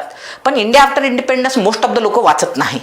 लक्षात. मग अशा पोरांना असा जर प्रश्न आला की पंचशील तत्वांचा पुरस्कार प्रथम भारत आणि चीन या देशांनी केला, तेव्हा भारताचे पंतप्रधान व चीनचे पंतप्रधान कोण होते? 4 ऑप्शन दिलेले आहे. पंडित नेहरू व चावनलाय, पंडित नेहरू व डॉक्टर सन यत सेन, इंदिरा गांधी, माओ त्से-तुंग, पंडित नेहरू आणि माओ त्से-तुंग, असे त्याच्यामध्ये ऑप्शन दिलेले आहेत तुम्हाला. आता याच्यामध्ये असे असू शकते, काही पोरं म्हणतील की बाबा सर आम्हाला एवढं माहिती आहे की पंचशील करार नेहरूनी केला होता, बाकी आम्हाला चीनचं माहित नाही कोण होता. असे पण काही असतील तुमच्यामध्ये. पण हे सगळं आहे आता, बरोबर. काहीला असे असतील बिलकुल माहित नाही सर, पंचशील करार आम्ही थोडं ऐकलंय पण आम्हाला काहीच माहित नाही सर त्याच्याबद्दल, आम्हाला हे माहित नव्हतं सर भारत चीनमध्ये झालेलं आहे की नाही. असे वेगवेगळ्या कॅटेगरीचे पोर असतील. सर माहिती आहे भारताकडून जवाहरलाल नेहरू होते हे माहिती आहे, चीनकडून माहित नव्हतं कोण होतं सर पंचशील करार, कारण तो अराउंड 1955 मध्ये झाला होता, जेव्हा आपण नारे दिले होते हिंदी चीनी बाय बाय, आणि मग चायनाने आपली जिरवली होती 1962 मध्ये आक्रमण करून. आलं लक्षामध्ये. त्याच्यात सर्वात डेंजर माणूस तोच होता, म्हणजे सो ज्याच्या कालखंडात आपण हे नारे दिले हिंदी चीनी भाई भाई, त्याला भारतात बोलवलं, त्याचं स्वागत केलं स्टेजवर बोलवून, तो हाच कार्यकर्ता होता म्हणजे चावनलाय. आता जाऊ द्या, माझा इतिहास ऑप्शनल आहे. आपल्याला आजचं हे लेक्चर नॉलेज बेसवरती घ्यायचंच नाही आहे मुळामध्ये. आजचं हे लेक्चर आपल्याला वेळेवर असे प्रश्न आल्यास कसं सोडवता येईल सर, त्याचे मायने असतात तेच फक्त समजावून सांगायचे. त्याच्यामुळे आपल्याला त्या पंचशील करारामध्ये 5 तत्व कोणते होते, त्याला पंचशीलच नाव का बरं दिलेलं आहे, याच्याबद्दल आपल्याला चर्चा करायची नाही आहे. सो आपण ते सोडवण्याचा प्रयत्न करू कसा ते. प्रश्न वाचला, ठरलं आपल्याला उत्तर माहित नाही याचं. उत्तर दिलेलं आहे अब, अक, कड आणि फक्त. सो असे 4 ऑप्शन दिलेले आहेत. आता तुम्हाला सत्सद्विवेक बुद्धी वापरा फक्त तुम्ही, बरोबर. प्रश्न वाचा, पंचशील तत्वाचा प्रथम पुरस्कार भारत चीन या देशांनी केला, तेव्हा भारताचे पंतप्रधान आणि चीनचे पंतप्रधान. मला सांगा, एखादा करार जर झालाय, पंचशील तत्वांचा पुरस्कार केलाय, म्हणजे पंचशील करार केला आपण किंवा पंचशील तत्वाचा पुरस्कार केला, कोणी करू द्या, पण कोणता तरी एकच पंतप्रधान असेल ना भारताचा, आणि चीनचा पण कोणतरी एकच पंतप्रधान असायला पाहिजे. ॲट अ टाइम 2-2 पंतप्रधान असतात का भारताचे? ॲट अ टाइम 2-2 पंतप्रधान नाही सर. जवाहरलाल नेहरू असं होऊ शकते की जवाहरलाल नेहरू सोबत इंदिरा गांधी गेली आणि तिकडून त्याच्यासोबत दुसरा कोणतरी आला जो नंतर पंतप्रधान बनला. आपण म्हणू माओ त्से-तुंग आणि चावनलाय, 2 जण आले, पण पंतप्रधान तर कोणतरी एकच होतं ना. सो जवाहरलाल नेहरू पंतप्रधान होते, किंवा त्याच्यामध्ये तिकडून चावनलाय असू शकते, किंवा माओ त्से-तुंग असू शकतो, कोणतरी एकच असेल ना. मग हे 2-2 शक्य आहे का? हे 2-2 अब, अक, हे 2-2 असं शक्य आहे का? अब म्हणजे पंडित नेहरू आणि चावनलाय सन यत सेन, हे थोडी पॉसिबल आहे. कोणतरी एकच जण पंतप्रधान असेल ना, कारण हा 2 पंतप्रधानांमध्ये झाला होता. म्हणून त्याच्यामुळे हे जे 2-2 वाले आहे हे ऑप्शन तसेच कटून जातात. उत्तर एकच शिल्लक राहते फक्त. झालं, आलं उत्तर तुमचं. लय डोकं लावायची गरजच नाही आहे तुम्हाला ह्याच्यामध्ये. प्रश्नच सांगते उत्तर काय आहे म्हणून, फक्त नीट वाचावं लागतं प्रश्न तुम्हाला. झाला, सुटला एवढा मोठा प्रश्न. दिसायला कसा आवाढव्य प्रश्न दिसतो पहा बरं तो, पण उत्तर येताना एकदम लहान लेकरासारखं उत्तर येते की नाही त्याचं. एकदम सोपं असते, फक्त डोकं जागेवर ठेवावं लागते तुमचं, घाबरून जावं लागत नाही. आता याच्यासाठी मी तुम्हाला सांगतो, एखादं 10वीचं पोरग आहे, 8वी 9वीचं पोरग आहे, आणि ते थोडंसं शार्प आहे बुद्धीने, लक्षामध्ये ते बरोबर त्याच्यामध्ये पोहोचणार. ह्याच्यासाठी लय काही बुद्धी लागत नाही, फक्त डोकं जाग्यावर लागते पेपरमध्ये. आणि हे एक डोक्यात 24 तास लागते तुमच्या, सॉरी त्या पेपरच्या 2 तास डोक्यामध्ये. मला सुटणार आहे प्रश्न, प्रश्नात काहीतरी क्ल्यू असतो, मला उत्तर पण जायचं आहे. प्रश्नात क्ल्यू नाही भेटला, मी ऑप्शनमध्ये क्ल्यू शोधल. ऑप्शन नाही मध्ये भेटला, त्याच्या खाली दिलेल्या ऑप्शनमध्ये शोधल, पण उत्तर काढलच त्याचं. हा ॲटिट्यूड ठेवला की उत्तर येते तुमचं. चला पुढे जाऊया आपण. आता 4 ऑप्शन आहे इथं. विधवा वपन अनाचार हे पुस्तक रिकामी जागा ह्यांनी लिहिले. कोण लिहिलेलं आहे विधवा वपन अनाचार? आता याच्यामध्ये व्यंकटेश रंगोकट्टी हा माणूस याच्या आधी आपण कधी वाचलेलाच नाही आहे, पण आपल्याला हे माहिती आहे विष्णू शास्त्री पंडितांनी कोणकोणतं पुस्तक लिहिलेलं आहे. विष्णू शास्त्री पंडितांनी विधवा विवाह हे पुस्तक लिहिलेलं आहे. ईश्वरचंद्र विद्यासागरांना जे इंग्लिशमध्ये लिहिलं होतं विडोरी मॅरेज, त्याला मराठीमध्ये ट्रान्सलेट केलं होतं. त्यानंतर ब्राह्मण कन्या विवाह विचार, पुरुष सूक्त, असे वेगवेगळे पुस्तकं लिहिलेले आहेत त्यांनी. बरोबर, कोणी? विष्णू शास्त्री पंडितांनी. बरोबर, पण त्यांनी विधवा वपन अनाचार इंग्लिशमध्ये पण पाहिलं, विधवा वपन अनाचार असं कोणतंच पुस्तक लिहिलं नाही, आपल्याला कन्फर्म माहित आहे. सो त्यामुळे विष्णू शास्त्री पंडित येत नाही. बाळशास्त्री जांभेकरांनी विधवा व्यवहार काही लिहिलेलंच नाही या मुळामध्ये. ते शून्यलब्धी, सार संग्रह, त्याच्यानंतर त्याच्यामध्ये परत इंग्लिश देशाचा इतिहास, भारत हिंदुस्थानचा इतिहास, बरोबर. सो अशा सगळ्या त्याच्यामध्ये लिखाण केलेलं आहे त्यांनी, त्याच्यामुळे त्यांचा काही संबंध नाही आहे. आगरकरांची मुळातच 2-3च पुस्तकं आहे. त्यांचं एक स्वतःचं आत्मचरित्र आहे, ते म्हणजे काय, फुटके नशीब. त्याच्यानंतर त्यांनी एक पुस्तक लिहिलं होतं ज्याच्यामध्ये ते मोस्ट ऑफ द आपण काय म्हणतो त्याला, विकार विलसित त्याचं नाव आहे. हॅम्लेटचं ट्रान्सलेशन होतं, ते शेक्सपियरच्या हॅम्लेटचं ट्रान्सलेशन होतं. आणि एक होतं की डोंगरीच्या तुरुंगातील 101 दिवस. ह्याच्याशिवाय पुस्तकच नाही त्यांचे. मग आता एक ऑप्शन म्हणजे 3 ऑप्शन नाही आहे, त्याला म्हणतात इलिमिनेशन टेक्निक. मी तर म्हटलं होतं ना, काही प्रश्न जे आहेत तुमचे हे कशाने सुटतात, इलिमिनेशन टेक्निकने सुटणार. हे 8व्या नंबरचं इलिमिनेशन टेक्निकने सुटतात. मग इथं हे 3 नाही आहे, म्हणून व्यंकटेश रंगोकट्टी हे तुमचं उत्तर असलं पाहिजे. व्यंकटेश रंगोकट्टी हे तुमचं काय असलं पाहिजे, उत्तर असलं पाहिजे. पहिलं. आता दुसरं, आणखी हे उत्तर असण्याची का बरं शक्यता जास्त आहे, कारण याचं पूर्ण नाव दिलेलं आहे व्यंकटेश रंगोकट्टी. नॉर्मली जेव्हा ऑप्शनमध्ये पूर्ण नाव दिलेलं असते तेव्हा ते ऑप्शन बरोबर असण्याच्या शक्यता जास्त असतात. असे नाववाले जर तुम्ही 10 क्वेश्चन सोडवले आतापर्यंत, मागच्या 5 वर्षातले 10 प्रश्न सोडवण्यात आले, तुमच्या पूर्ण नाव आहे बाबा म्हणून मी उत्तर मारलं होतं. 4 मध्ये चुकाल, 6 बरोबर येतील. मी तर म्हणतो 2च चुकाल, 8 बरोबर याल तुम्ही. 8 प्रश्न तुमच्या बरोबर येतील. तसं याचं पूर्ण नाव दिलेलं आहे. तसं तुम्ही म्हणाल मग सर गोपाळ गणेश आगरकरांचं पण पूर्ण नाव दिलेलं आहे, पण गोपाळ गणेश आगरकरांचे तर 3च पुस्तकं होते ना, त्याच्यामुळे ते तशी नाही आहे. म्हणून उत्तर काय आहे, व्यंकटेश रंगोकट्टी. म्हणजे आपल्याकडे 2-2 पर्याय आहे ज्याने उत्तर आपण तिथपर्यंतच पोहोचतो. म्हणजे एक म्हणजे इलिमिनेशन टेक्निक, ज्याच्याकडे तुमचं नॉलेज पाहिजे, हे लॉजिकचा भाग आहे तुमच्या. सो नॉलेज पाहिजे तुम्हाला. किंवा मग आणखी त्याच्यामध्ये ट्रिक्स, पूर्ण नाव दिलेलं असते, ही ट्रिक्स आहे. पूर्ण नाव नॉर्मली बरोबर असते, म्हणून त्याचं उत्तर आहे व्यंकटेश रंगोकट्टी. आता तुम्ही जर म्हटलं, मी जर माझ्या जीवनामध्ये याच्या आधी कधीच विधवा वपन अनाचार हे पुस्तक ऐकलंच नाही, मी हा क्वेश्चन लेफ्ट करतो म्हटलं, त्याच्यात नुकसान तुमचंच आहे. आलं लक्षात. मी कधी पंचशील करारच ऐकलेला नाही आहे. सो 1947 पर्यंत मला काही विचारा, मला पाठ आहे. मी याच्या आधी पंचशील करार कधीच पाहिला नाही, म्हणून मी हा प्रश्नच त्या ठिकाणी सागर सर त्या ठिकाणी सोडून देतो. त्याच्यात नुकसान तुमचंच आहे. सो त्याच्यामुळे सोडून देण्यात मजा नाही आहे, जोर लावण्यात मजा आहे पेपरमध्ये, त्या 2 तासामध्ये. पुढे जाऊया. आता बघा नेक्स्ट क्वेश्चन. सुधारकांना आपले आई वडील, पत्नी, मुली, देशबांधव अशा सर्व निकटवर्तीयांचा विरोध पत्करून जगण्याचा प्रवास करावा लागतो. प्रश्न वाचून घेऊया आपण व्यवस्थित. 1 मिनिट. पुढे जाऊ. हे सांगणारे वामनराव माधवराव कोल्हटकर हे समाज सुधारक रिकामी जागा येथील होते. आता जस्ट विचार करा तुम्ही, त्यांनी विचारलेलं आहे वामनराव माधवराव कोल्हटकर. आता याच्यात सर्वात पहिला प्रश्न की आपल्याला सिलेबसला वामनराव माधवराव कोल्हटकर हे समाजसुधारक आहे का, तर मुळातच नाही आहे. त्यांनी जर विचारले असते की बाई बाळशास्त्री जांभेकर कुठले होते, त्यांनी जर विचारलं असतं दादोबा कुठले होते, किंवा त्यांनी विचारलं असतं जगन्नाथ शंकर शेठ कुठले होते, महात्मा ज्योतिराव फुले कुठले होते, राजर्षी शाहू महाराज कुठे झाला होता जन्म, बाई त्याचं उत्तर आम्ही सांगू शकलो असतो. पण मुळातच हे समाजसुधारक आम्ही आयुष्यात पहिल्यांदा आज पाहतोय. बरं ठीक आहे, आम्हाला कोल्हटकर माहित आहे, पण कोणते कोल्हटकर माहित आहे? अच्युतराव कोल्हटकर, बरोबर, ज्यांनी संदेश नावाचं वर्तमानपत्र काढलेलं आहे, देश बांधव नावाचं वर्तमानपत्र काढलेलं आहे. मग हे आम्हाला हे माहिती आहे, बरोबर, ज्यांचं नाव जे जहाल होते विचारांनी, कारण त्यांच्यावर भरपूर क्वेश्चन आलेले आहे अच्युतराव कोल्हटकरांवर. आणि ह्या अच्युतराव कोल्हटकरांचे हे बाबा आहे वामनराव माधवराव कोल्हटकर, याच्या लक्षामध्ये. सो मग आता यांच्याबद्दल माहिती असणं म्हणजे समर्पकच नाही या मुळामध्ये. म्हणून आता म्हणजे ही तर गोष्ट कन्फर्म झाली की हा नॉलेज बेसमध्ये बसत नाही आहे क्वेश्चन. मग आता पर्याय काय, आपल्याला ठिकाण विचारलेलं आहे, आपण काय करणार, आणखी एकदा व्यवस्थित वाचणार. बघा स्टेप्स फॉलो करा तुम्ही.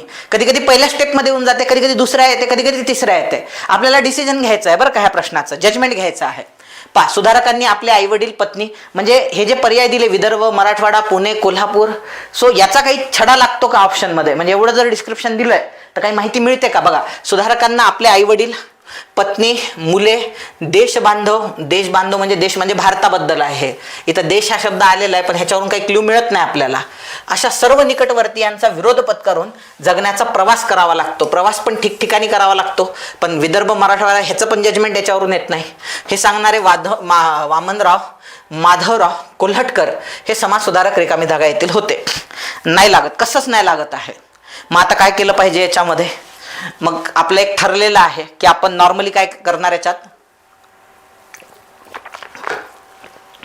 नॉर्मली जे तुम्हाला प्रश्नात दिलेले शब्द आहे ते उत्तरात शोधायचे. आणि त्यांचं नाव आहे कोल्हटकर, बरोबर. कदाचित कोल्हटकर हे कोल्हापूरचे असू शकतात. कोल्हटकर काय होऊ शकतात? कोल्हापूरचे असू शकतात. मारून टाकायचं उत्तर. कोल्हटकर कोल्हापूरचे आहे. पण आयोगाने याचं उत्तर दिलेलं जे आहे सो ते विदर्भ आहे. ह्या प्रश्नाचं उत्तर विदर्भ हे उत्तर बरोबर आहे. कोल्हापूर हे उत्तर चुकीचं आहे. तू म्हणणार मग सर हे तर चुकला प्रश्न. चुकू द्या ना, नका ना घेऊ टेन्शन. आपल्याला घ्यायचंच नाही टेन्शन त्याचं. चुकला. अहो तुमचे 5 बरोबर आले, एखादा जर चुकला काय हरकत आहे चुकू द्यायला एखादा प्रश्न. म्हणजे मला सांगा तुम्ही 5 प्रश्न सोडवताय, त्यातला एक प्रश्न तुमचा चुकतोय, चुकू द्या ना. अहो या टाईप मधले बाकीचे प्रश्न तुम्ही जेव्हा सोडवाल तेव्हा 5 पैकी 4 बरोबर आलेले असतील ना, एखादा चुकला तर काय हरकत आहे. सो ह्या प्रश्नाचं तसे आपण हा क्वेश्चन लेफ्टच करणार होतो ना. सो या प्रश्नाचं उत्तर काय आहे? विदर्भ आहे. चला पुढे जाऊया आपण. प्रामाणिकपणे जायचं आपल्याला, थोथांड नाही आहे, जे आहे ते आहे. शहीद झाला प्रश्न करायचाच आहे, तो करून टाकू शहीद, काय हरकत नाही आहे. पुढे जाऊया. खालीलपैकी कृष्णदेवरायांच्याशी संबंधित योग्य विधान. हा क्वेश्चन सिलेबस मधला आहे, म्हणजे हे माहीतच पाहिजे तुम्हाला. त्याच्यामध्ये हे माहीतच असलं पाहिजे तुम्हाला. पण जर इनकेस माहीत नाही आहे, कृष्णदेवराय वाचला सर, थोडंफार माहिती आहे मला त्यांच्याबद्दल.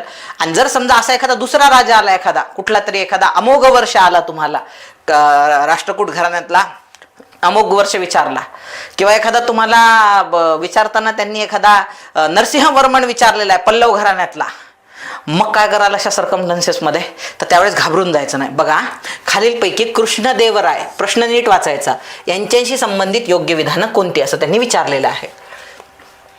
दिलेला आहे, विजयनगरच्या साम्राज्याचा सत्ताधीश कृष्णदेवराय याने अमुक्तमाल्यदा हा काव्यग्रंथ लिहिला.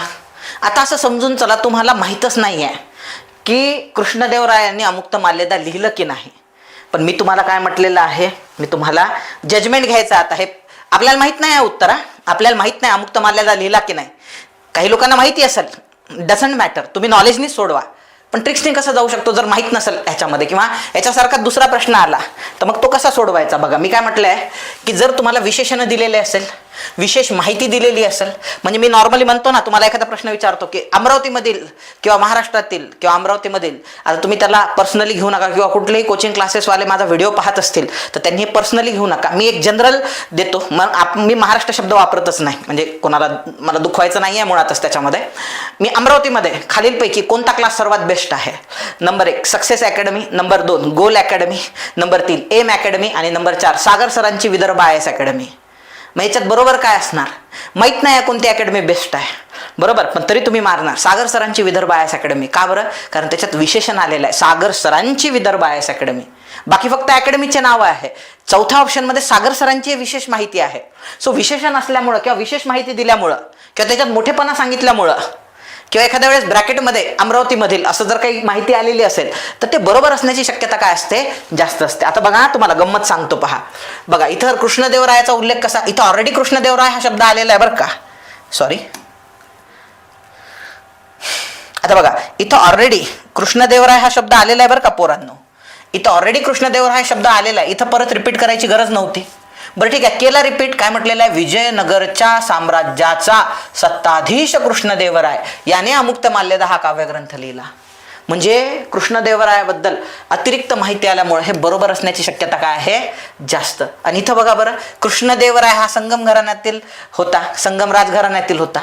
फक्त थोडीशीच माहिती आलेली आहे. इथं कृष्णदेवरायाबद्दल विशेष माहिती इथं गाळ केलेली आहे. म्हणजे हे चुकण्याची शक्यता काय असणार रे? जास्त असणार. पेदन्ना हा महान तेलुगू कवी. फक्त पेडन्ना आहे का असं म्हटलं का? पेडन्ना कृष्णदेवरायाच्या दरबारात होता? नाही. काय म्हटलेलं आहे? किंवा असं म्हटलं का पेडन्ना कवी कृष्णदेवरायाच्या दरबारात होता? नाही. महान तेलुगू कवी म्हणजे हे बरोबर असण्याची शक्यता काय आहे? जास्त. आंध्र भोज, अभिनव भोज असे या राज्यात संबोधले जात असे. असू शकते, नसू शकते.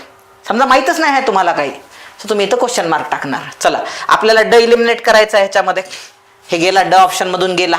आपलं अ आणि क बरोबर आहे. अ आणि क ह्या ऑप्शन मध्ये, अ आणि क एकाच ऑप्शन मध्ये आहे. झालं. हे ड बरोबर आहे की नाही तेही चेक करायची गरज नाही तुम्हाला. अ आणि क एकाच ऑप्शन मध्ये आहे. ह्या पूर्ण याच्यामध्ये अ आणि क एकाच ऑप्शन मध्ये आहे. तुम्हाला ड पण चेक करायची गरज नाही बरोबर आहे की नाही म्हणून. अ आणि क बरोबर आहे आपलं. सो त्याच्यामुळे उत्तर अबक आहे. हे असं नॉलेजनी तर जा तुम्ही. त्यांना आंध्रभोज, अभिनव भोज, त्यांनी हा जो अमुक्त माल्यदा लिहिला होता हा तेलुगू भाषेत लिहिलेला खास म्हणजे. सो ते राज्य होतं कर्नाटकातलं विजयनगर, पण तेलुगूत ग्रंथ असल्यामुळं सो तो आंध्रभोज, अभिनव भोज अशा वेगवेगळ्या त्यांना उपाध्या दिलेल्या होत्या. पुढे जाऊया आपण. आता हा आहे ऑप्शन बघा. मुघलकालीन न्यायव्यवस्थेतील शिक्षा आणि शिक्षेचे स्वरूप यांच्या अचूक जोड्या तुम्हाला जुळवायच्या आहे. त्याच्यामध्ये जोड्या काय दिलेल्या? हद्द, ताजीर, किस्सास, तहसीर. आता हे कन्फर्म होऊन जाते याच्यात की हा नॉलेजनी सुटणारा नाही आहे. इव्हन ऑप्शनलच्या पोरांना ह्या प्रश्नाचं उत्तर जमेल का? शक्यता कमी आहे त्याच्यामध्ये हिस्ट्री ऑप्शनल असणाऱ्यांना पण. मग सर सामान्य पोरांनी कसं सोडवायचं? लक्षात तर बघा, शब्दांवरून काही सुचते का? ह्या मुघलकालीन न्यायव्यवस्थेतील शिक्षा आहे, न्यायव्यवस्थेतील शिक्षा. आणि हे शिक्षेचं स्वरूप दिलेलं आहे इथं वेगवेगळं. काय दिलेलं आहे? हद्द दिलेला आहे, हद्द दिलेला आहे, ताजीर दिलेला आहे, किस्सास, तहसीर. शब्दावरून काही सुचते का पहा बरं. हद्द शब्दावरून काही सुचत नाही आहे, ताजीर शब्दावरून पण काही लॉजिक लागत नाही, किस्सास, तहसीर काहीच लागत नाही. आता याच्यात अनेक पोरांनी काय केलं, इथं हद्द शब्द आलाय आणि त्यांनी हद्दपार दिलेला आहे म्हणून अचं काय असू शकते? 3 असू शकते असं समजून त्यांनी काय केलेलं आहे? पर्याय क्रमांक 1 किंवा 4 मारलेला आहे. मला असं वाटतं ह्याच्यामध्ये हे दोन्ही चुकीचे आहे. हे दोन्ही चुकीचे आहे. एक म्हणजे पहिल्या क्रमांकाचं 3 नाहीच आहे. याचं उत्तर मला एक्झॅक्टली माहीत नाही आहे, पण ज्यांनी मारलं समजा की बाबा हद्द आहे म्हणून मी हद्दपार मारलं सागर सर, इथं हरकत नाही, चुकला अशा सर्कमस्टन्सेसमध्ये. लक्षात. सो कोणत्याच पद्धतीने या प्रश्नाचं उत्तर येत नाही आहे. शिक्षेचं स्वरूप मॅचिंग होत नाही आहे. आपण कुठेतरी कमी पडतोय कारण एवढा अभ्यास असणं शक्य नाही आहे. तसा एक शब्द बनतो इथं, ताजीर. तुम्ही ऐकलं असेल, ताजे दफा हिंद 302 की तहत ये अदालत तुम्ही फाशी की सजा सुनाती है. तुम्ही मूवीमध्ये पाहिलं असेल. ताजीराते म्हणजे सो ताजीर म्हणजे आम्ही तुला शिक्षा देतोय, बरोबर, 302 नुसार फाशीची. सो तिथं हा शब्द वापरला जायचा. सो हे मुघलकालीन म्हणजे हे जे औरंगजेब होता त्याचं जे फतवा आहे, आलमगिरी नावाचं पुस्तक आहे, तर त्याच्यामध्ये दिलेल्या सगळ्या शिक्षा आहे. सो लेट इट बी, सोडून द्या. आलं लक्षामध्ये. सो जर समजा कोणत्याच पद्धतीने लागत नाहीये तर क्वेश्चन लेफ्ट करून टाका, हा लेफ्ट करून टाका. आणि तुम्ही जर म्हणाल मी हद्दला हद्दपार मारला सर माझा क्वेश्चन चुकला पेपरमध्ये, हरकत नाहीये. हा क्वेश्चन आपण शहीद कॅटेगरीत टाकून देऊ. शहीद झाला बाबा हा प्रश्न, नाही जमला मला ह्याचं उत्तर. पुढे जाऊया आपण, हरकत नाही.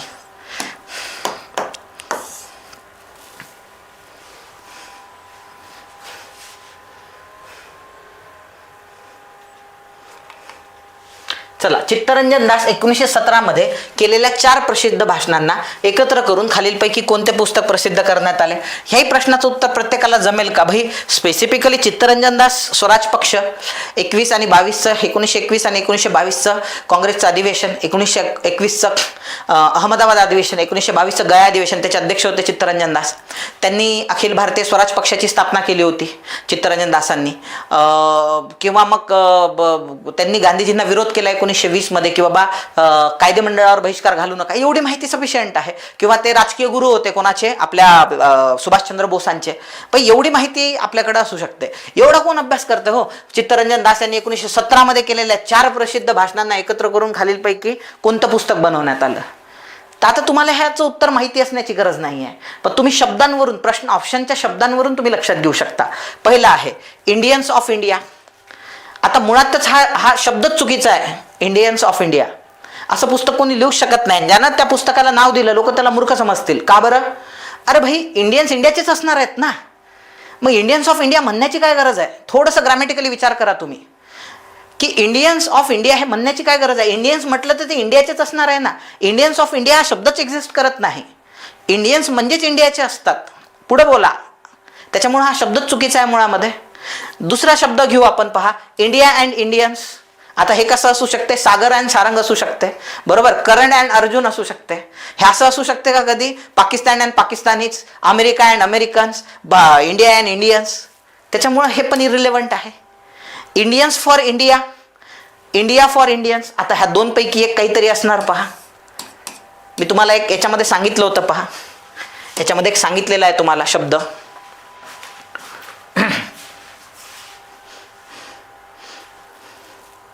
एक एक एक आहे, मी म्हटलं तुम्हाला, मी नंतर सांगतो तुम्हाला ते. हा, ऑप्शनमध्ये एकमेकांना कम्पेअर करून बघावे. इरिलेव्हंट किंवा अपोजिट स्टेटमेंट हे आपल्याला इलिमिनेट करता येतात. आणखी कुठेतरी आहे तो स्टेटमेंटमध्ये, हे आहे वर्ड थेरपी, ते पण आहे. प्रश्नात एक वचन अनेक वचन, ते पण आहे. होलिस्टिक अप्रोच आहे, इलिमिनेशन टेक्निक आहे, सत्सद्विवेक बुद्धी, ऑप्शन विथ कॉमन मिनिमम. हा हा हा हा हा option with common minimum. Option with common minimum म्हणजे ऑप्शनमध्येच काय करायचं? चेक करायचं. ऑप्शन विथ कॉमन मिनिमम म्हणजे हे दोन ऑप्शन जे आहेत ते एकदम सेम टू सेम आहे. सॉरी, हे दोन जे ऑप्शन आहे ना ते एकदम सेम टू सेम आहे. India for India for Indians किंवा इंडियन्स फॉर इंडिया, ह्या दोनपैकी एक काहीतरी असायला पाहिजे, बरोबर. इंडिया फॉर इंडियन्स असायला पाहिजे किंवा इंडियन्स फॉर इंडिया असायला पाहिजे. ऑप्शनमध्ये कॉमन मिनिमम, हे दोघं जण कॉमन मिनिमम आहे. हे ऑड आहेत दोघे जण. एक तर हे असायला पाहिजे, एक तर हे असायला पाहिजे. आता लक्षात घ्या, चित्तरंजन दास लिहित आहे म्हणजे ते कोणत्या अँगलने लिहित असणार? बरोबर, इंडिया फॉर इंडियन्सच लिहितील. म्हणजे हा भारत ब्रिटिशांसाठी नाहीच आहे मुळात, असा त्यांचा हेतू असू शकतो कदाचित, की इंडिया हा इंडियाचाच आहे. इंडियन्स फॉर इंडिया म्हणतील का रे ते? नाही म्हणतात. असं कसं म्हणता येईल Indians for India? Indians for India आहेच ना, पण इंडिया फॉर इंडियन्स नाही आहे ना. इंडियन्स भारतीय लोक जे आहे, इंडियन्स फॉर इंडिया आहेच ना, ऑलवेज हजर आहे आम्ही. इंडियन्स फॉर इंडिया हे आहेच. मुद्दा काय आहे? India for Indians. भारत हा देश फक्त भारतीयांसाठी आहे, ब्रिटिशर्ससाठी नाही, युरोपियनांसाठी नाही. सो त्याच्यामुळे हे मोर ॲक्युरेट आहे. आपल्याला माहीत नाही कोणतं पुस्तक आहे, आपण रिस्क घेतोय पेपरमध्ये. सो पर्याय क्रमांक 2 उत्तर असलं पाहिजे आणि तेच दिलेलं आहे आयोगाने उत्तर. हे असं उत्तरापर्यंत पोहोचावं लागते. उत्तर येत नसतात आपल्याला उत्तरापर्यंत. दुःख काय आहे? उत्तर नाही आलं याचं दुःख नाही आहे, उत्तरापर्यंत पोहोचता नाही आलं हे दुःख आहे. पुढचा प्रश्न आहे, वाचा.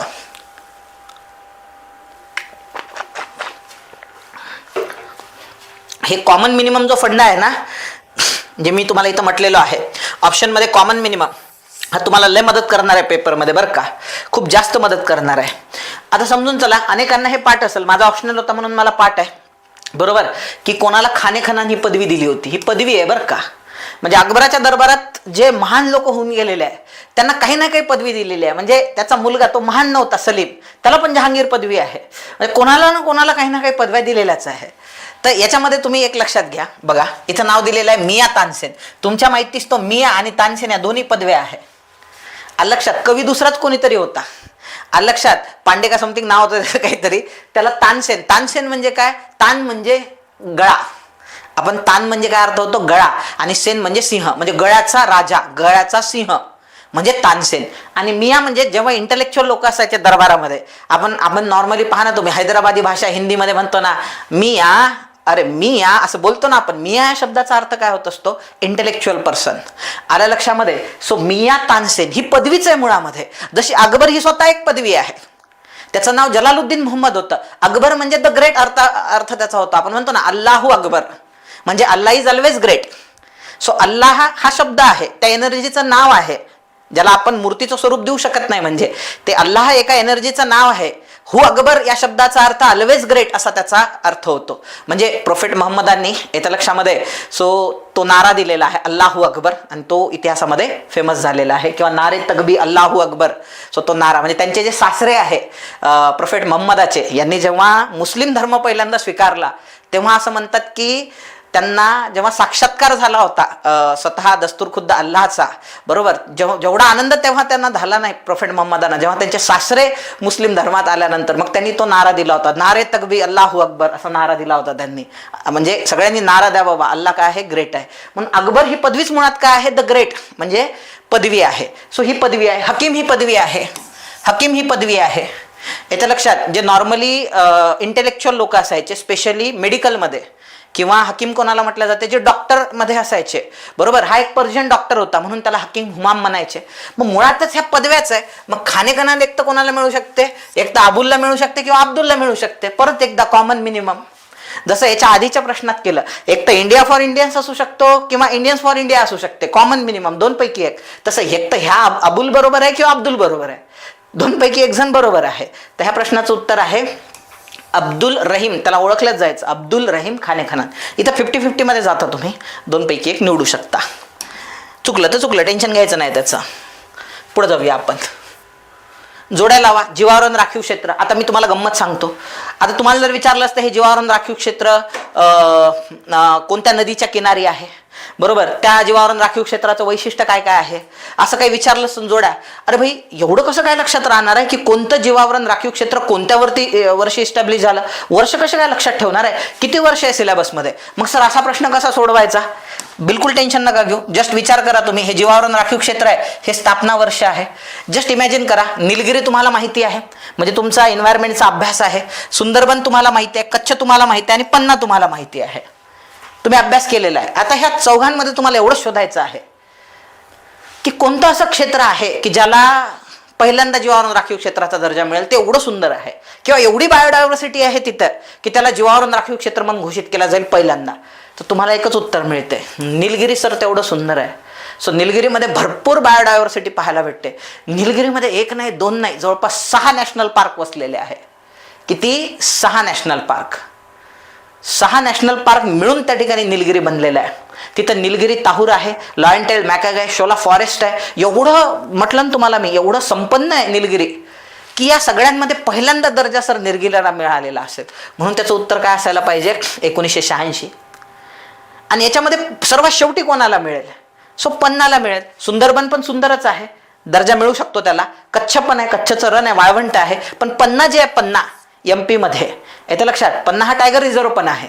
सो सर एवढं जसं निलगिरी एकदम भरमसाठ होतं निलगिरीमध्ये, तेवढं पन्नामध्ये काही नाही आहे सर MP मध्ये, लक्षामध्ये. मग ह्याला दर्जा मिळाला असेल जेव्हा आता सगळे मिळून चुकले, आता कोणीच नाही आहे, तर मग थोडंफार ज्याच्यात आहे त्याला देऊन टाका दर्जा, म्हणून ह्याला सर्वात शेवटी मिळालेला असू शकतो.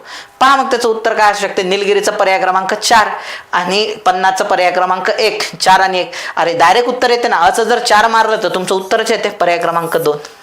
पोचले तुम्ही उत्तरापर्यंत. लक्षामध्ये सद विवेक बुद्धीचा वापर करायचा. काय करायचा? सद विवेक बुद्धीचा वापर करायचा. पोचतो आपण उत्तरापर्यंत आरामात.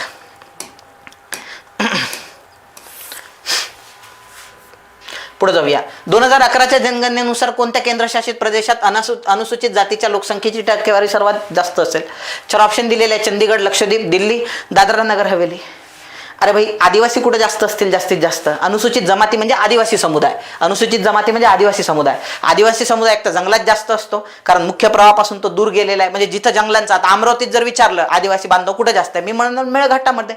तिथं कोरकू जमात राहते, सगळे मेळघाटात राहतात, ते ऑब्वियस आहे. तसं जर विचारलं की केंद्रशासित प्रदेशामध्ये सर्वात जिथं बेट असतील तिथं आदिवासी समुदाय जास्त असतील. अंदमान निकोबार, लक्षद्वीप इथं आदिवासी समुदाय जास्त असायला पाहिजे. सो त्याच्यामुळे उत्तर काय असायला पाहिजे? लक्षद्वीप. मला सांगा, दिल्लीत असतील का आदिवासी बांधव जास्त? सो बिलकुलच नाही. चंदीगडमध्ये असतील का? ते तर प्रॉपर ह्याच्यामध्ये आहेत, म्हणजे मोठे मोठे शहर आहेत, ते अर्बनायझेशन झालेलं आहे. सो मुख्य प्रवाहापासून आदिवासी बांधव हा नेहमी तुटलेला असतो, पहा लक्षात. सो त्याच्यामुळे त्याचं उत्तर काय असायला पाहिजे? दिल्ली असायला पाहिजे. पहा लक्षामध्ये, सॉरी, त्याचं उत्तर तुमचं लक्षद्वीप असायला पाहिजे. त्याच्यानंतर असायला पाहिजे अंदमान निकोबार, त्याच्यानंतर दादरा नगर हवेली. का बरं दादरा नगर हवेली त्याच्यानंतर नंबर येतो त्याचा? कारण दादरा नगर हवेलीमध्ये हे जे नगर हवेली आहे हे पालघरला लागून आहे, आणि पालघरमध्ये आदिवासी बांधव जास्त आहे, जे नगर हवेलीमध्ये जाऊ शकतात तिथं बाजूला असल्यामुळं. लक्षात, हे असं डोकं चालवावं लागतं तिथं वेळेवर. सो याचं उत्तर काय असेल? लक्षद्वीप असेल. पुढे जाऊया. 2011च्या भारतीय जनगणनेनुसार राजस्थान राज्याचा साक्षरता दर सर्वात कमी इतका होता. म्हणजे त्यांनी असं सांगितलेलं आहे 2011 मध्ये सर्वात कमी साक्षरता दर राजस्थानमध्ये होता. तो प्रश्न नाही. आता 4 ऑप्शन दिलेले आहे: 55.42, 61.68, 66.11 आणि 65.39. आता कसं करता, कसं सोडवता? आता हे सगळे पॉईंटमध्ये दिलेले आहे, सगळेच बरोबर, सगळेच कमी कमी आकडे आहे. लक्षात, जर कोणताच उपाय तुम्हाला सापडत नसेल की सर नाहीच माहिती आहे मला, हे ॲक्युरेट माहिती नाही आहे, प्रश्न वाचून जरी एक दोनदा गेलं तरी जमत नाही आहे सर, आणि ऑप्शनमधून पण मॅच केलं तरी जमत नाही आहे, कॉमन मिनिमम भेटत नाही आहे, असं जर म्हटलं असतं 55.42 आणि दुसरा ऑप्शन दिला असता 55.39 असं दिलं आहे किंवा 55.8 दिलेलं आहे पुढं, तर म्हटलं असतं इथे 55 आहे, इथे 55, दोनपैकी एक मारू. इथं तर तसा कॉमन मिनिमम वाला ऑप्शनच नाही आहे. हे 55.42 आहे, हे 61.8 आहे, सगळे आकडे वेगवेगळे आहे. 65.39 आहे, 66.11 आहे, सगळे आकडे वेगवेगळे आहे. सो त्याच्यामुळे हा प्रश्न लेफ्ट करून टाकायचा. मी म्हटलं ना, काही प्रश्न जे आहेत ते शहीद झाले तर हरकत नाही, आणि काही प्रश्न आहे जमतच नाही आहे सर, मग काय करावं, तर लेफ्ट करून टाका हा प्रश्न, काळजी नाही करायची, सोडून द्यायचा हा प्रश्न. ह्या प्रश्नाचं उत्तर 66.11 आहे, लक्षात घ्या. पुढे जाऊया आपण. जीवशास्त्रज्ञांनी जैवविविधतेला धोका निर्माण करणाऱ्या घटकांपैकी पुढीलपैकी कोणता संक्षिप्त प्रयोग त्या ठिकाणी केलेला आहे? Which of the following acronym has been used by biologist लोकांनी वापरायला सुरुवात केली टू डिस्क्राईब, काय डिस्क्राईब करण्यासाठी? फॅक्टर्स. काय डिस्क्राईब करण्यासाठी? Factors that threaten to biodiversity. ज्यांनी बायोडायव्हर्सिटीला धोका निर्माण केलेला आहे, ज्यांनी जैवविविधतेला धोका निर्माण केलेला आहे, असे घटक, अशा घटकांबद्दल, फॅक्टर्स बद्दल शब्द. असा जर प्रश्न आला, आता जाऊ द्या काय विचारलं आपण हे थोडं बाजूला ठेवू, असा जर प्रश्न आला तुम्हाला परीक्षेमध्ये तर लक्षात घ्या काय करायचं, कशाबद्दल विचारलाय? Factors that threaten to biodiversity. तर मग अशा वेळेस काय होत असते, कधी कधी ह्या फॅक्टर्स मधला F, ह्या थ्रेटन मधला T, ह्या बायोडायव्हर्सिटी मधला B घेऊनच एखादा शब्द बनलेला असतो खालचा, आणि ते मॅच करून पाहायचे, याचे जे ॲक्रॉनिम आहे ते जुळतात का. तर इथं जुळत नाही. FTB कशातच नाही, FTB कशातच आलेला नाही आहे तुमचा, इथं जुळत नाही. जाऊ द्या, समजा जुळला नाही, पण पुढच्या वेळेस लक्षात ठेवा, कारण राज्यसेवेमध्ये जेवढेही ॲक्रॉनिम विचारलेले आहेत जुन्या पॅटर्ननुसार, मेन्समध्ये स्पेशली HRD मध्ये ते ॲक्रॉनिम विचारायचे की या क्षेत्रासाठी असं असं आहे, मग कोणता ॲक्रॉनिम बरोबर आहे त्याच्यासाठी, किंवा मग कोणता प्रोग्राम जो आहे सरकारने सुरू केलेला आहे, तर ते कशासाठी सुरू केलं ते वाचलं, त्याचे शब्द जमा केले आणि ऑप्शनमध्ये मॅच केले की बरोबर उत्तर येऊन जायचं. पण इथं तसं केल्यावर येत नाही. पण लक्षात घ्या, याच्यात एक गोष्ट तुम्ही एलिमिनेट करू शकता, IUCN. कारण तुमच्यापैकी मॅक्झिमम लोकांना हे माहिती आहे. IUCN काय आहे? International union for conservation of nature. So त्याला IUCN म्हणतात. त्याची एक रेड लिस्ट असते ज्याच्यामध्ये जे प्राणी आहे, जे थ्रेटन आहे किंवा जे वल्नरेबल आहे किंवा जे एंडेंजर्ड आहे, क्रिटिकली एंडेंजर्ड आहे किंवा लुप्त झालेले आहे, किंवा जे नॉन थ्रेटन आहे, म्हणजे त्यांची चिंता करायची गरज नाही आपल्याला, सो याची लिस्ट दिलेली असते. त्याला IUCNचं रेड बुक म्हणतात. मग IUCN कशासाठी आहे? सो कन्झर्वेशनसाठी आहे. यांनी काय म्हटलंय? Factors that threaten to biodiversity. So IUCN factors नाही दर्शवत. IUCN काय करते? कोण किती एंडेंजर्ड आहे ते दाखवतंय. आलं लक्षामध्ये? ते फॅक्टर्स दॅट थ्रेटन बायोडायव्हर्सिटी हे नाही दर्शवत, म्हणजे उत्तर हे नाही आहे. ह्या तीनपैकी एखादं मारू शकता तुम्ही EIA मारू शकता, EPA. आता याच्यामध्ये EA कॉमन आलेलं आहे, याच्यामध्ये EA कॉमन आलेलं आहे, याच्यातला एखादा मारू शकता तुम्ही ऑप्शन. पण याचं उत्तर आयोगाने काय दिलेलं आहे? चुकलं, टेन्शन नका घेऊ. सो याचं उत्तर आयोगाने हिप्पो दिलेलं आहे. हिप्पोचा अर्थ काय होतो? Habitat destruction. सो त्याच्यानंतर आयचा अर्थ तुमचा मला आठवत नाही आता आयचा अर्थ काय होतो. P फॉर पोल्युशन होतो, पहा, P फॉर पोल्युशन होतो, P फॉर प्रोटेक्शन होतो, आणि O फॉर ऑब्स्ट्रक्शन समथिंग होतं त्याच्यामध्ये. सो असा हिप्पो शब्द तयार झालेला आहे. म्हणजे त्याच्यात वेगवेगळ्या गोष्टी, जे वेगवेगळे फॅक्टर्स आहेत, फॅक्टर्स म्हणजे जसं की एक फॅक्टर आहे ज्याच्यामध्ये हॅबिटेट डिस्ट्रक्शन हा एक फॅक्टर आहे, बरोबर. सो आय पासून काहीतरी शब्द तयार होतो, P फॉर पोल्युशन आहे. हे वेगवेगळे फॅक्टर आहे. हॅबिटेट डिस्ट्रक्शन, पोल्युशन हे फॅक्टर्स आहे जे थ्रेट करतात बायोडायव्हर्सिटीला. लक्षामध्ये. सो त्याच्यामुळे ह्या प्रश्नाचं उत्तर हिप्पो आहे. म्हणजे पण अशा वेळेस जर तुम्हाला हा प्रश्न जर आहे, एक तर आपण इलिमिनेट करू शकतो, ह्या तीनपैकी एक मारा कोणतं तरी. आणि अशा वेळेस चुकलं जर EPA EIA मध्ये EA कॉमन आहे सर, त्याच्यामुळे मी काहीतरी मारलं दोघांपैकी, माझं चुकलं, टेन्शन नका घेऊ, शहीद झाला म्हणून समजायचा हा प्रश्न. पुढे जाऊया आपण. पण सोडवण्याचा प्रयत्न करायचा पेपरमध्ये. पुढे जाऊया. धोकादायक कचरा. Out of the box question आहे. धोकादायक कचरा व्यवस्थापन, हाताळणी आणि सीमापार वाहतूक नियम 2008 नुसार रिकामी जागा. हे धोकादायक कचऱ्याच्या सीमापार वाहतुकीशी संबंधित व भारताच्या कोणत्याही भूभागातून धोकादायक कचऱ्याच्या वाहतुकीची परवानगी देणारे नोडल मंत्रालय. आता ऑब्वियस आहे धोकादायक कचरा म्हणजे काय? सो ज्यांनी पोल्युशन होऊ शकते, ज्याने त्याच्यामध्ये जर त्याचं जर ते लीक झालं वाहतूक करताना तर त्यामध्ये मराईन इकोसिस्टीम धोक्यात येऊ शकते, बरोबर. सो त्याच्यामुळं सगळ्यांना हजार्डस आहे ते, बरोबर, धोकादायक आहे तो कचरा. सो त्यामुळं बायोडायव्हर्सिटी धोक्यात येऊ शकते. सो असं वेगवेगळं आहे. सो त्याच्यामुळं ह्याला कोण परवानगी देईल की तुम्ही हा कचरा नेऊ शकता की नाही? याला परवानगी पर्यावरण मंत्रालयच देऊ शकते, कारण तो धोकादायक कचरा कोणाला धोकादायक आहे? तर पर्यावरणाला धोकादायक आहे तो. मग त्याचे व्यवस्थापन, हाताळणी किंवा धोकादायक कचऱ्याच्या सीमापार वाहतुकीशी संबंधित व भारताच्या कोणत्याही भूभागातून धोकादायक कचऱ्याच्या वाहतुकीची परवानगी कोण देईल रे? सो पर्यावरण मंत्रालय. आता याच्यामध्ये मला सांगा, भारताच्या कोणत्याही भागातून धोकादायक कचऱ्याच्या वाहतुकीसाठी परराष्ट्र मंत्रालय देणार आहे का? बिलकुल नाही. वाणिज्य उद्योग मंत्रालयाचा काही संबंध आहे का त्याच्यासोबत? सो बिलकुलच नाही. गृह मंत्रालय, पोलिसांचा काही संबंध आहे का त्याच्यासोबत? नाही. सो पर्यावरण मंत्रालय आणि वन मंत्रालयच देईल त्याला परवानगी. पुढे जाऊया. शाश्वत विकास ही संकल्पना, शाश्वत विकास ही संकल्पना रिकामी जागा सादर केलेल्या जागतिक संवर्धन धोरणात प्रथम प्रचलित झाली. Term sustainable development first came into prominence in the world conservation strategy presented in रिकामी जागा. पहिल्यांदा ही टर्म, आता तुम्हाला माहिती आहे शाश्वत विकास याची व्याख्या सर्वात पहिल्यांदा कोणी दिलेली आहे? तर ब्रुटलँड नावाची एक लेडी होती. सो तिच्या अंडर एक कमिटी बसली होती, बरोबर. सो तिला world committee on development and environment and development असं तिला म्हटलं जाते, world committee on environment and development. So त्याची अध्यक्ष होती ही ब्रुटलँड. 1983 मध्ये ही समिती बसली, 83 मध्ये, आणि तिनं आपला अहवाल दिला 1987 मध्ये. सो या अहवालामध्ये काय केलं, तिनं शाश्वत विकासाची व्याख्या सांगितली. शाश्वत विकासाची व्याख्या की बाबा भविष्यातल्या पिढ्यांच्या गरजा लक्षात घेऊन, बरोबर, भविष्यातल्या पिढ्यांच्या गरजा लक्षात घेऊन आज आपण आपल्या संसाधनांचा वापर करणे. सो याला शाश्वत विकास म्हणतात. म्हणजे त्याच्यामुळे 1990 आणि 1992 येणार नाही, 1987च्या आधीची संकल्पना असली पाहिजे. एक तर तुम्ही 1987 मारणं अपेक्षित आहे किंवा 1980. आता लक्षात घ्या, शब्द पहा, शब्द प्रश्नांमधले शब्द पहा. Term sustainable development first came into prominence, पहिल्यांदा प्रॉमिनन्स आली. वर्ल्ड कन्झर्वेशन स्ट्रॅटेजी, आता ही वर्ल्ड कन्झर्वेशन स्ट्रॅटेजी त्यांनी स्पष्ट मेन्शन केलेलं आहे, world conservation strategy presented in. आता लक्षात घ्या 1987ला ब्रुटलँडनी व्याख्या सांगितलेली आहे सस्टेनेबल डेव्हलपमेंटची. त्यांनी काय म्हटलेलं आहे, टर्मच पहिल्यांदा कधी अस्तित्वात आली ही तिनं व्याख्या केलेली आहे. आणि कुठं अस्तित्वात आली ती? तर वर्ल्ड कन्झर्वेशन स्ट्रॅटेजीमध्ये. आता ब्रुटलँडचा अहवाल 1987ला आला. सो त्याच्यामुळं वर्ल्ड कन्झर्वेशन स्ट्रॅटेजी कदाचित त्याच्या आधीचीच असली पाहिजे जेव्हा ती पहिल्यांदा अस्तित्वात आली म्हणता येते टर्म. इथं first came into prominence म्हटलेलं आहे, म्हणून त्याचं उत्तर 1980 आहे. पुढे जाऊया.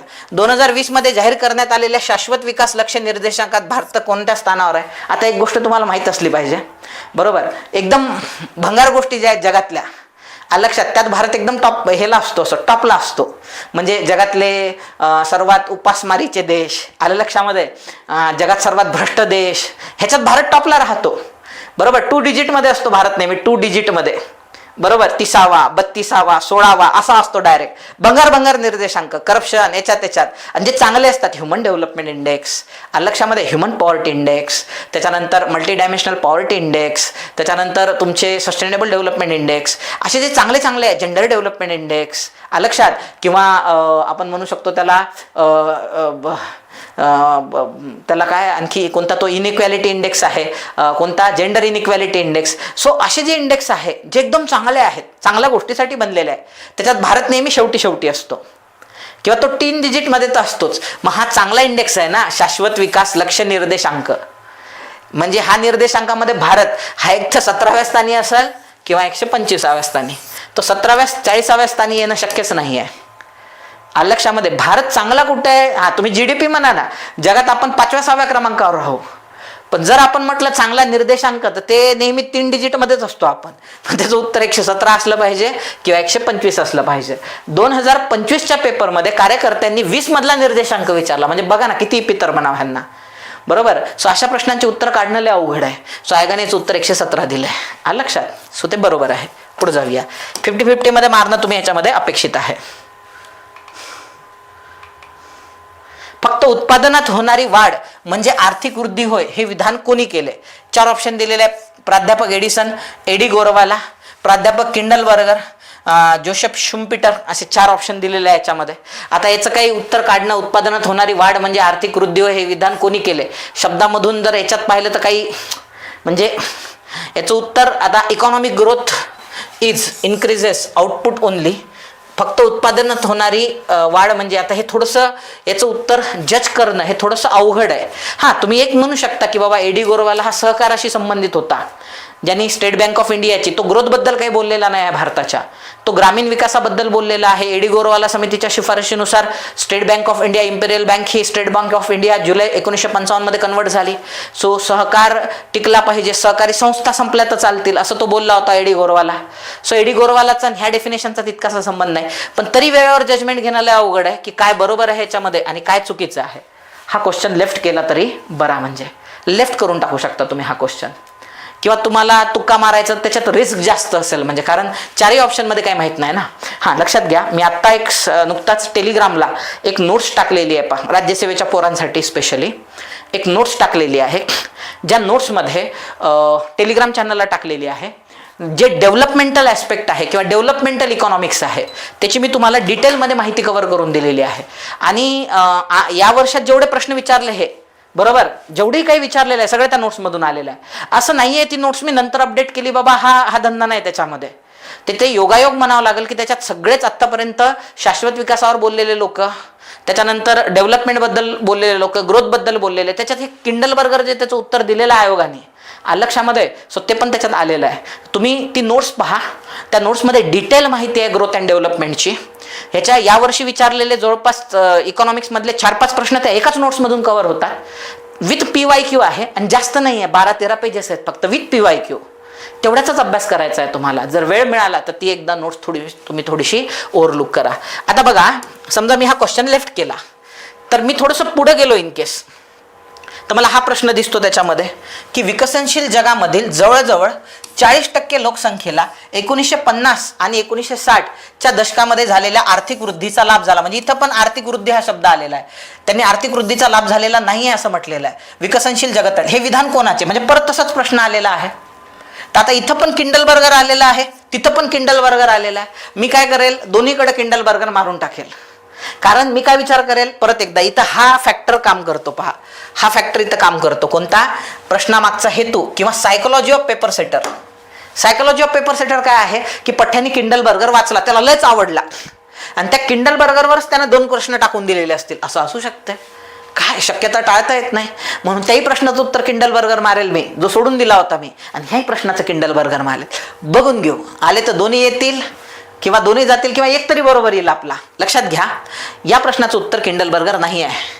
या प्रश्नाचं, याच्या आधी जो प्रश्न विचारलेला आहे याचं किंडल बर्गर उत्तर आहे, या प्रश्नाचं उत्तर किंडल बर्गर नाही आहे. ह्या प्रश्नाचं उत्तर काय आहे लक्षात घ्या, ह्या प्रश्नाचं उत्तर आहे मॅकनमारा, रॉबर्ट मॅकनमारा.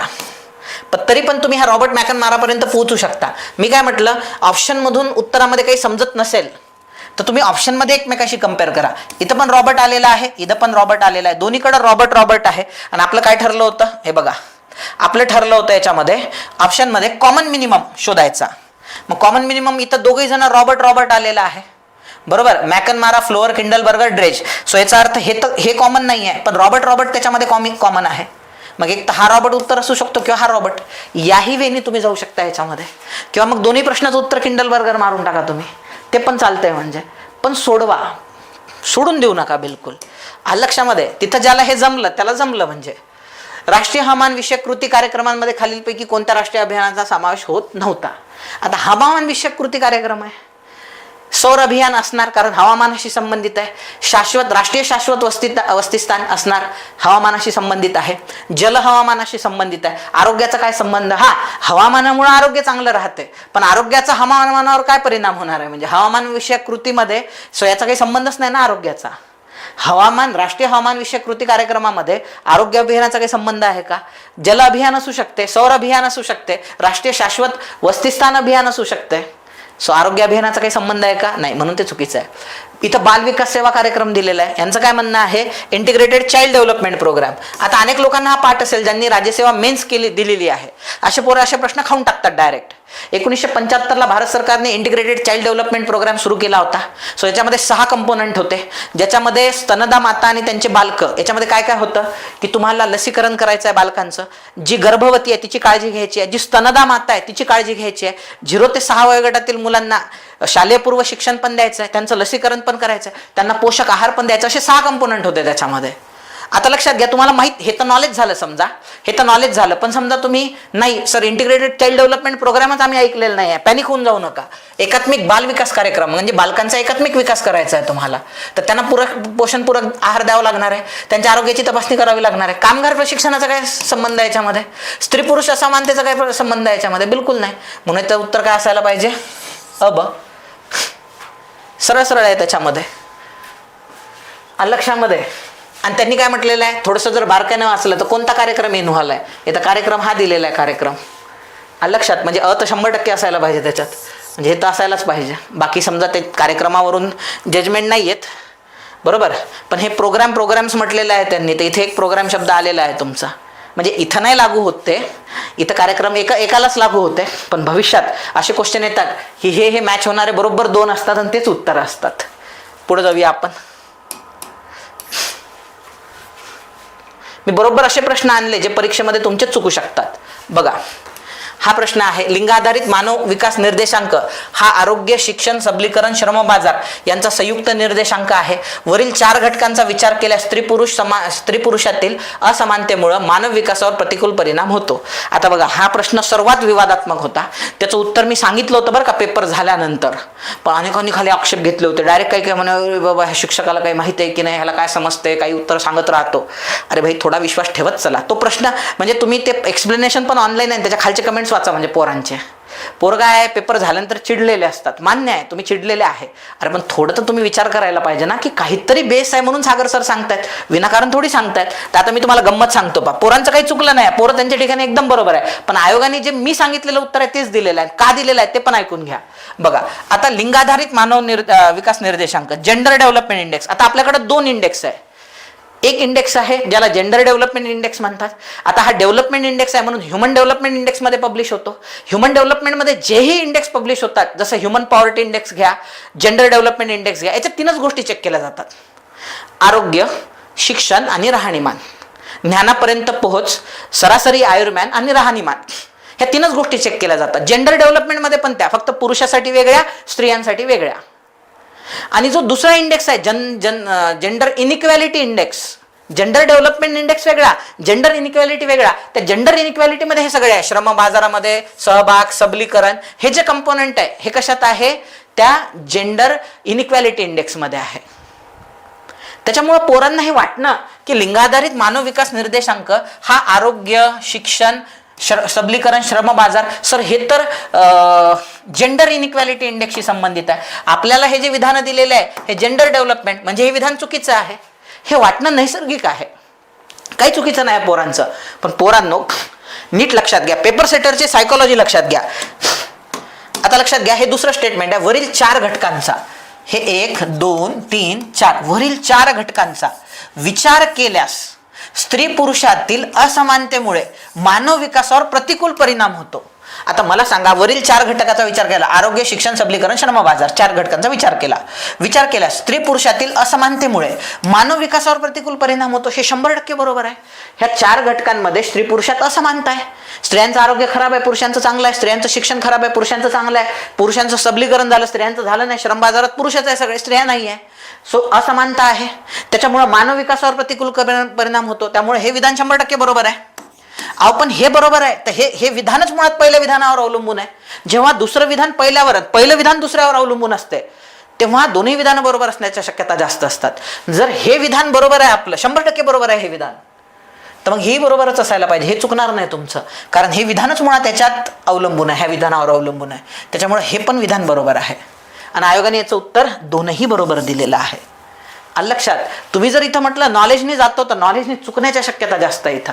मी का बरं ते उत्तर सांगितलं आणि ब दोन्ही बरोबर? कारण मला माहिती ना, 4 घटकांमुळे स्त्री पुरुष असमानतेमुळे मानव विकास निर्देशांकावर प्रतिकूल परिणाम होतो. हे 100% बरोबर आहे. मग हे जर 100% बरोबर आहे तर हे बरोबर असायला पाहिजे, कारण हे वरील 4 घटक या स्टेटमेंटमधून आलेले आहे. जर हे बरोबर आहे तर हे 4 घटक असणारे पण बरोबर आहे. आलं लक्षामध्ये. तर आता याच्यात गंमत काय आहे, तर इथं सबलीकरण आणि श्रम बाजार हे दोन शब्द द्यायला नव्हते पाहिजे त्यांनी. जेंडर डेव्हलपमेंट इंडेक्समध्ये इथं राहणीमान येतंय पहा. आरोग्य, शिक्षण आणि राहणीमान द्यायला पाहिजे होतं. सबलीकरण आणि श्रम बाजार हे इनइक्वॅलिटी इंडेक्सचे घटक आहे. डेव्हलपमेंट, जेंडर डेव्हलपमेंट इंडेक्सचे घटक नाही आहे. त्यांनी काय केलं, हे दोन घटक जे आहे ते जेंडर इक्वॅलिटी इनइक्वॅलिटीमध्ये येत नाही आणि हे दोन घटक हे जेंडर डेव्हलपमेंटमध्ये येत नाही. मग हे 50-50 बरोबर आल्यासारखं आहे. त्याच्यामुळं पण कसं आहे, दुसरं स्टेटमेंट हे पहिल्यावर अवलंबून असल्यामुळं पहिलं पण बरोबर असते. मी तेव्हा पण सांगितलं, आयोगाने जेव्हा सेकंड आन्सर की दिली त्याच्यातही 3च दिलेलं होतं याचं उत्तर. असं पुढे जाऊया. पण हे लक्षात घ्या, आता उद्या जर असं एखादं अनोळखी स्टेटमेंट आलं आणि दुसरं स्टेटमेंट हे पहिल्यावर अवलंबून आहे, पहिल्यातलंच त्याच्यात माहिती घेऊन दुसऱ्या याच्यात माहिती दिलेली आहे आणि जनरलिस्टिक आहे. जनरलिस्टिक, आता हे जनरलिस्टिक आहे ना, 4 घटकांचा विचार केला, स्त्री पुरुष समानतेमुळे मानव विकासावर प्रतिकूल परिणाम होतोच. होलिस्टिक आहे. होलिस्टिक अप्रोच म्हटलं होतं मी तुम्हाला. इथं होलिस्टिक अप्रोच, गुडी जे गुडी आहे ते होच म्हणायचं त्याला. होलिस्टिक आहे, बरोबर आहे, हे बरोबर असं होतेच आहे.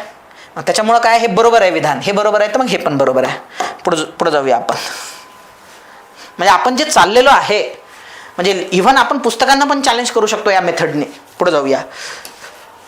जून 1975 रोजी जाहीर केलेल्या 20 कलमी कार्यक्रमाचा मुख्य हेतू पुढीलपैकी कोणता होता? आता हा कार्यक्रम काय आहे, 20 कलमी आहे, बरोबर. 20 कलमी आहे, त्याच्यात 20 कलम दिलेले आहे. आता इथं पर्याय दिले, राहणीमानाच्या दर्जात सुधारणा करणे आणि दारिद्र्यरेषेखाली लोकांना सहाय्य करणे. त्याच्यात ब्रॅकेटमध्ये माहिती आलेली आहे दारिद्र्य निर्मूलन. त्याच्यामुळे हे बरोबर असण्याची शक्यता काय आहे, जास्त.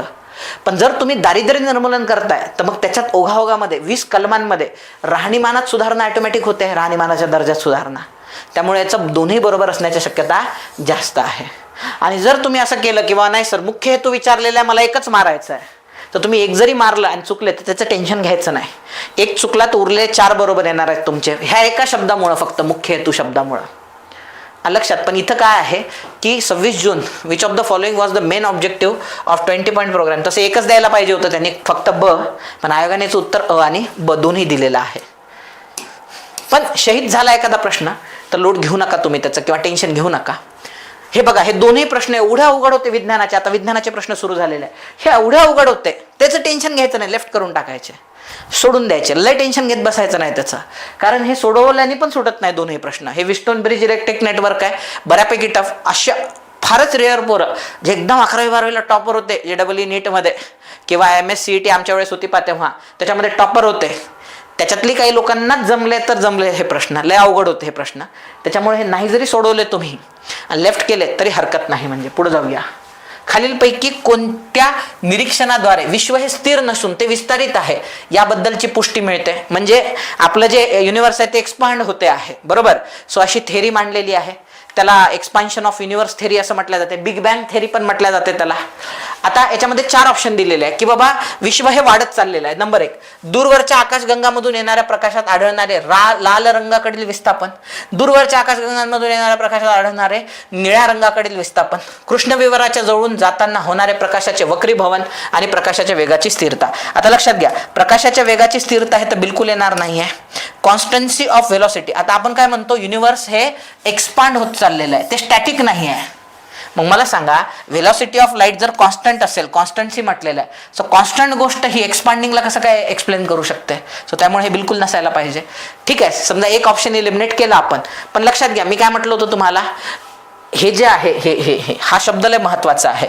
कॉमन मिनिमम ऑप्शनमध्ये कॉमन मिनिमम काय, समजा आपल्याला ह्या प्रश्नाचं उत्तर येत नाही आहे, पण कॉमन मिनिमम काय आहे, तर पहिल्या ऑप्शनमध्ये आहे रेड शिफ्ट. पहिल्या ऑप्शनमध्ये आहे red shift in the light from distance galaxies आणि blue shift in the light coming from distance galaxies. हे कॉमन आहे, म्हणजे उत्तर एक तर 1 आहे किंवा 2 आहे, कारण हे 2 विधानं सारखे आहे.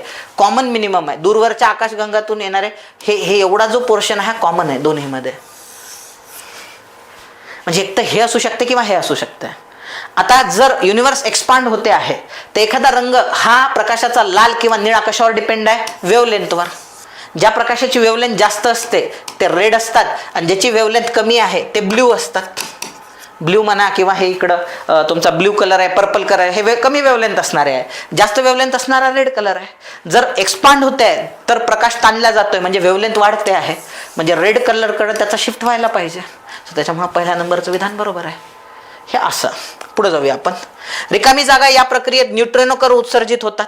आता न्यूट्रिनो पार्टिकल कशात इमिट होतात हे जर तुम्हाला माहित नसेल तर फक्त आता इथं काय आहे लक्षात घ्या. इथं दिलेले आहे, एक दिलेला आहे अल्फा डिके, दुसरा दिलाय बीटा डिके, तिसरा दिलेला आहे गॅमा डिके, चौथा दिलाय एक्सरे. आता यांनी प्रोसेस विचारलेली आहे. काय विचारलेली आहे याच्यामध्ये? प्रोसेस.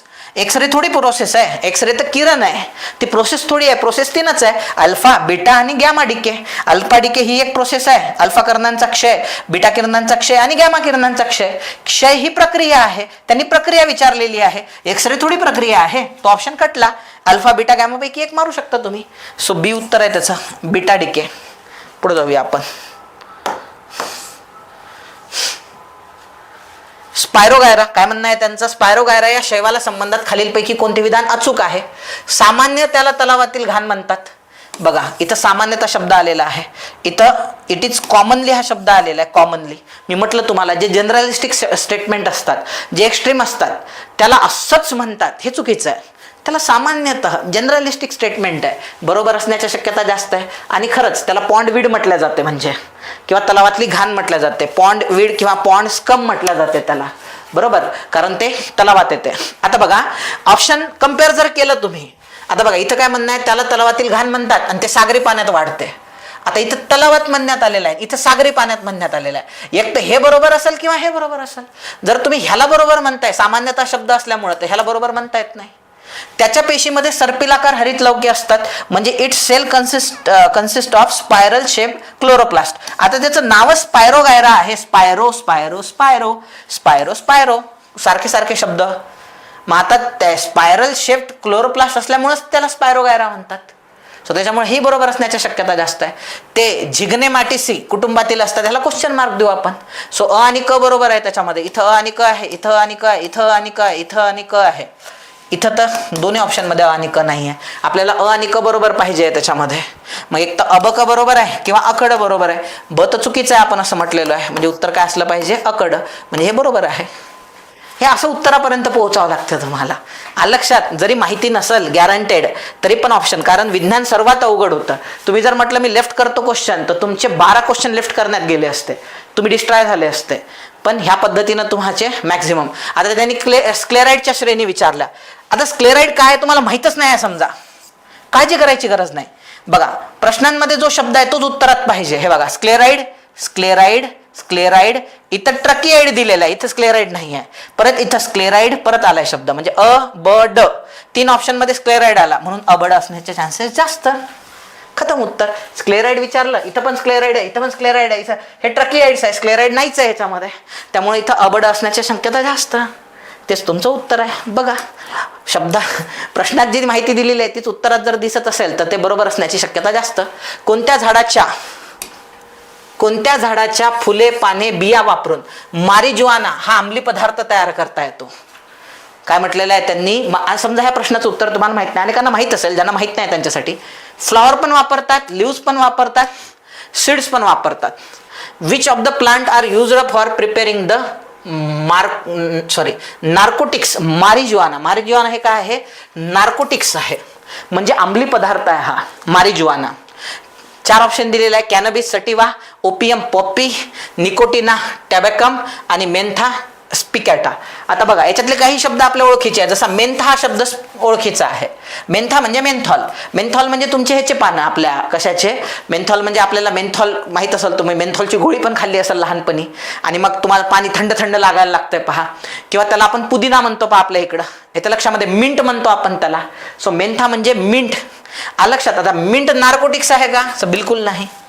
निकोटिना टबॅकम म्हणजे टोबॅको आपला. आता लक्षात घ्या, टोबॅकोचे पानं वापरतात बिडी बनवण्यासाठी. तसंही तो अंमली पदार्थ नाही आहे, म्हणजे बॅन असणारा अंमली पदार्थ नाही. अंमली पदार्थ आहे, त्यांना नशा करता येतो, ह्यानं नशा नाही करता येत, ह्याने नशा करता येतो. हे तर तसंच कटलं ऑप्शन मधून. पण लक्षात घ्या, नार्कोटिक्स हा अंमली पदार्थ आहे पण बॅन असणारा नाही आहे. लक्षामध्ये निकोटिना टोबॅकम. तसंही त्यांनी काय म्हटलेलं आहे?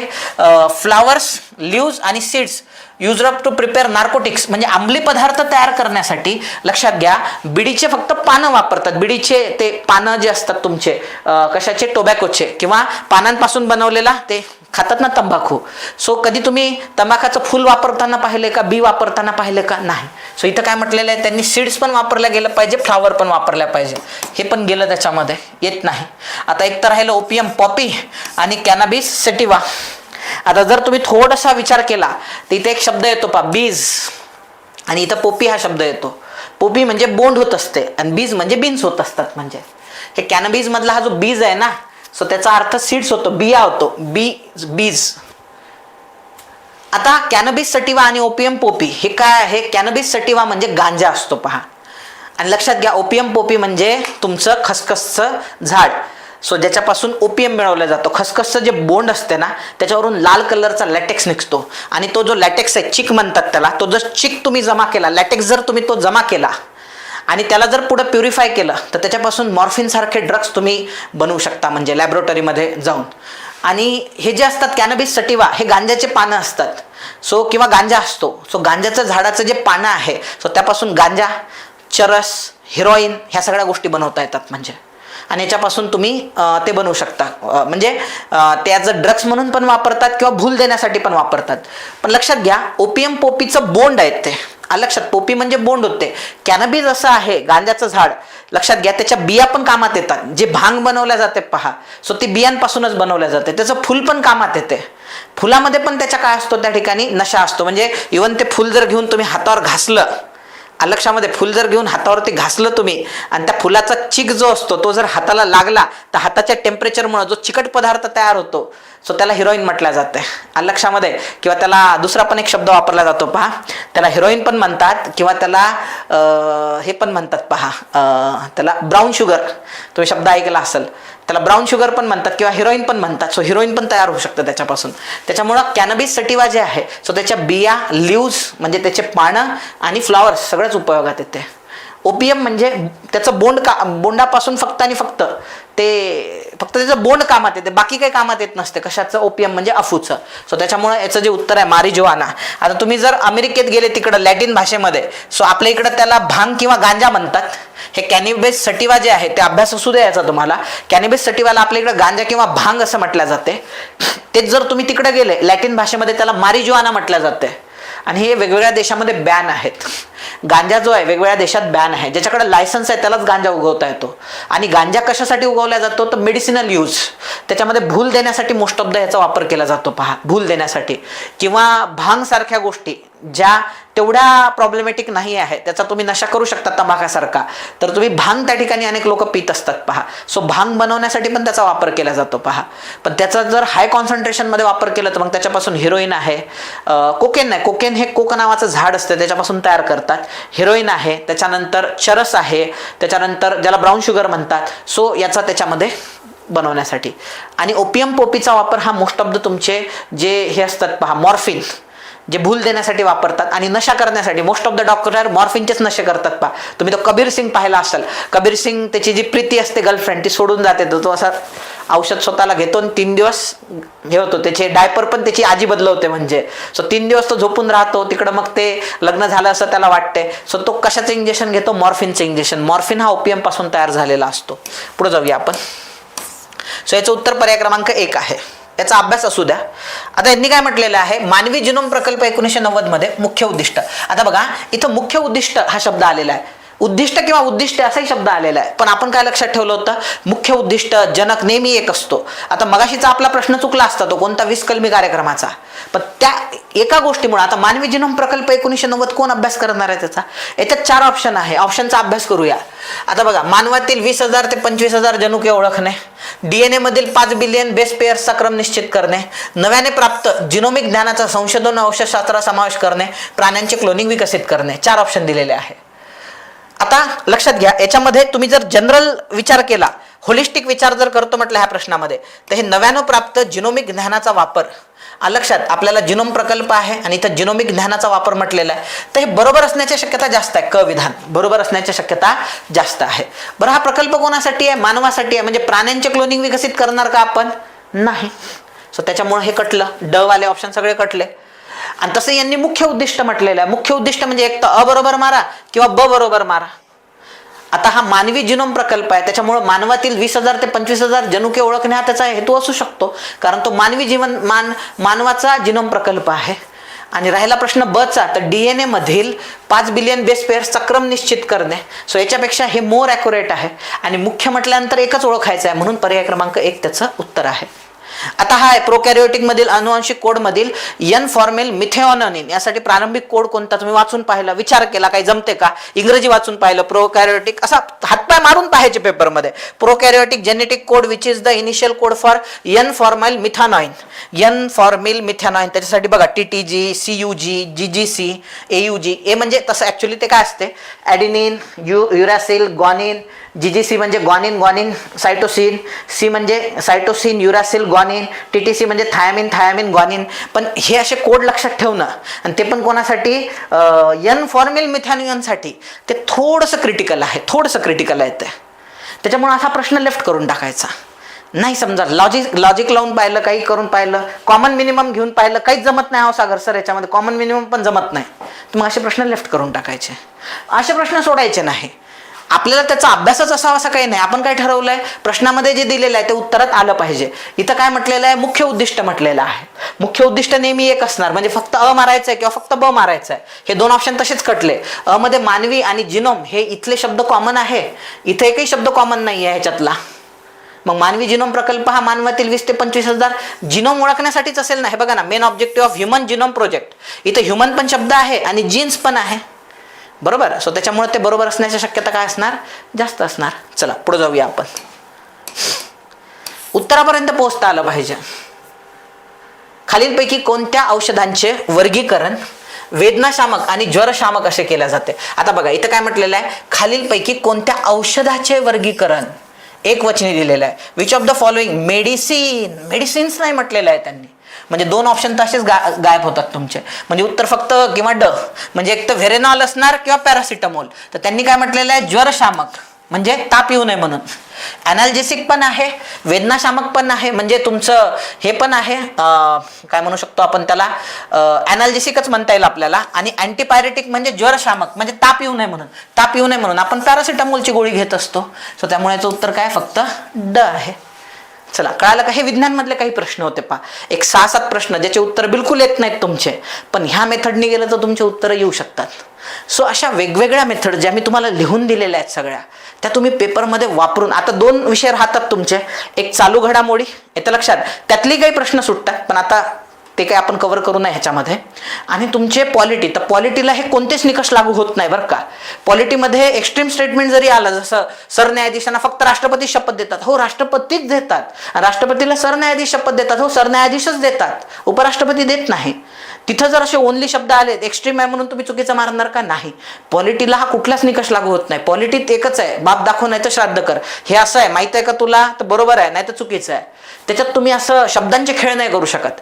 पण विज्ञानामध्ये, इतिहासामध्ये, जॉग्राफीमध्ये, एन्व्हायरमेंटमध्ये, इकॉनॉमिक्समध्ये, चालू घडामोडीमध्ये असे शब्दांचे खेळ भयंकर करू शकता तुम्ही.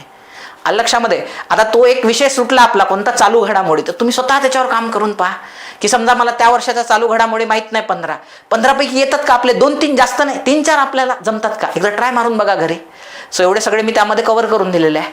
सो मला एक उद्देश एवढाच आहे की ना, आता हे किती सारे क्वेश्चन झाले, म्हणजे जवळपास एक आपण आता 30-35 क्वेश्चन डिस्कस केले एवढ्या वेळामध्ये. मग हे 30-35 क्वेश्चन मधले नाही म्हटलं तर 20-22 जरी तुमचे बरोबर आले, आजच्या घडीला पास आहे ना. 90-100 पर्यंत तुम्ही तुमच्या अभ्यासाने पोहोचताय, मान्य आहे मला. त्याच्या पुढे पण जाऊ ना आपण, 130-125 पर्यंत ह्याचा वापर करून. त्याच्यात शहीद करू ना काही प्रश्न 100%. एक 30-32 जर आपण 30 सोडवले क्वेश्चन, त्यातले 10 जरी शहीद केले, अरे तरी प्रॉफिटमध्ये आहे ना 30 मार्कांनी आपण. 100 वाला पोरगा 130 वर चाललेला आहे ना. हेतू तोच आहे, उद्देश तोच आहे. त्याची प्रॅक्टिस पण करून पहा. जसं मी तुम्हाला एवढ्या इझिली सांगितलं, हे माझी कमांड आहे म्हणून, तर तुम्हाला पण कमांड, आणि त्याला खूप काही कष्ट घ्यायची गरज नाही आहे. थोडेसे पेपर पहा, कंबाईनचे पण थोडेसे घेऊन पहा ते पेपर. तिथं हे आता जसं एका विषयामध्ये आपण 6-6, 7-7 क्वेश्चन डिस्कस केले, कंबाईनमध्ये तेवढा स्कोप नसतो. 1-2 क्वेश्चनमध्ये स्कोप राहतो, पण 1-2 पण खूप असते कंबाईनसाठी पण. सो त्याच्यामुळे UPSC मध्ये तर खूप खेळता येते, जसं इथं खूप खेळता आला या पेपरमध्ये, कारण हा UPSC सारखा होता म्हणून इथं खूप खेळता आला आपल्याला. 30-35 क्वेश्चन मध्ये खेळता आलं. तसंच त्या ठिकाणी UPSC मध्ये पण खेळता येते. सो उद्देश तोच आहे की तुमचं जास्तीत जास्त बरोबर आलं पाहिजे. सो तुम्ही एक्झाम चांगल्या मार्जिनने पास झाले पाहिजे. सो आजचं लेक्चर तुम्हाला कसं वाटलं ते तुम्ही आम्हाला कमेंट बॉक्समध्ये नक्की लिहून कळवा, जेणेकरून आम्हाला आणखी मोटिवेशन भेटेल असे लेक्चर कंडक्ट करण्यासाठी. भेटूया आपण पुढच्या लेक्चरमध्ये. तोपर्यंत धन्यवाद. जय हिंद.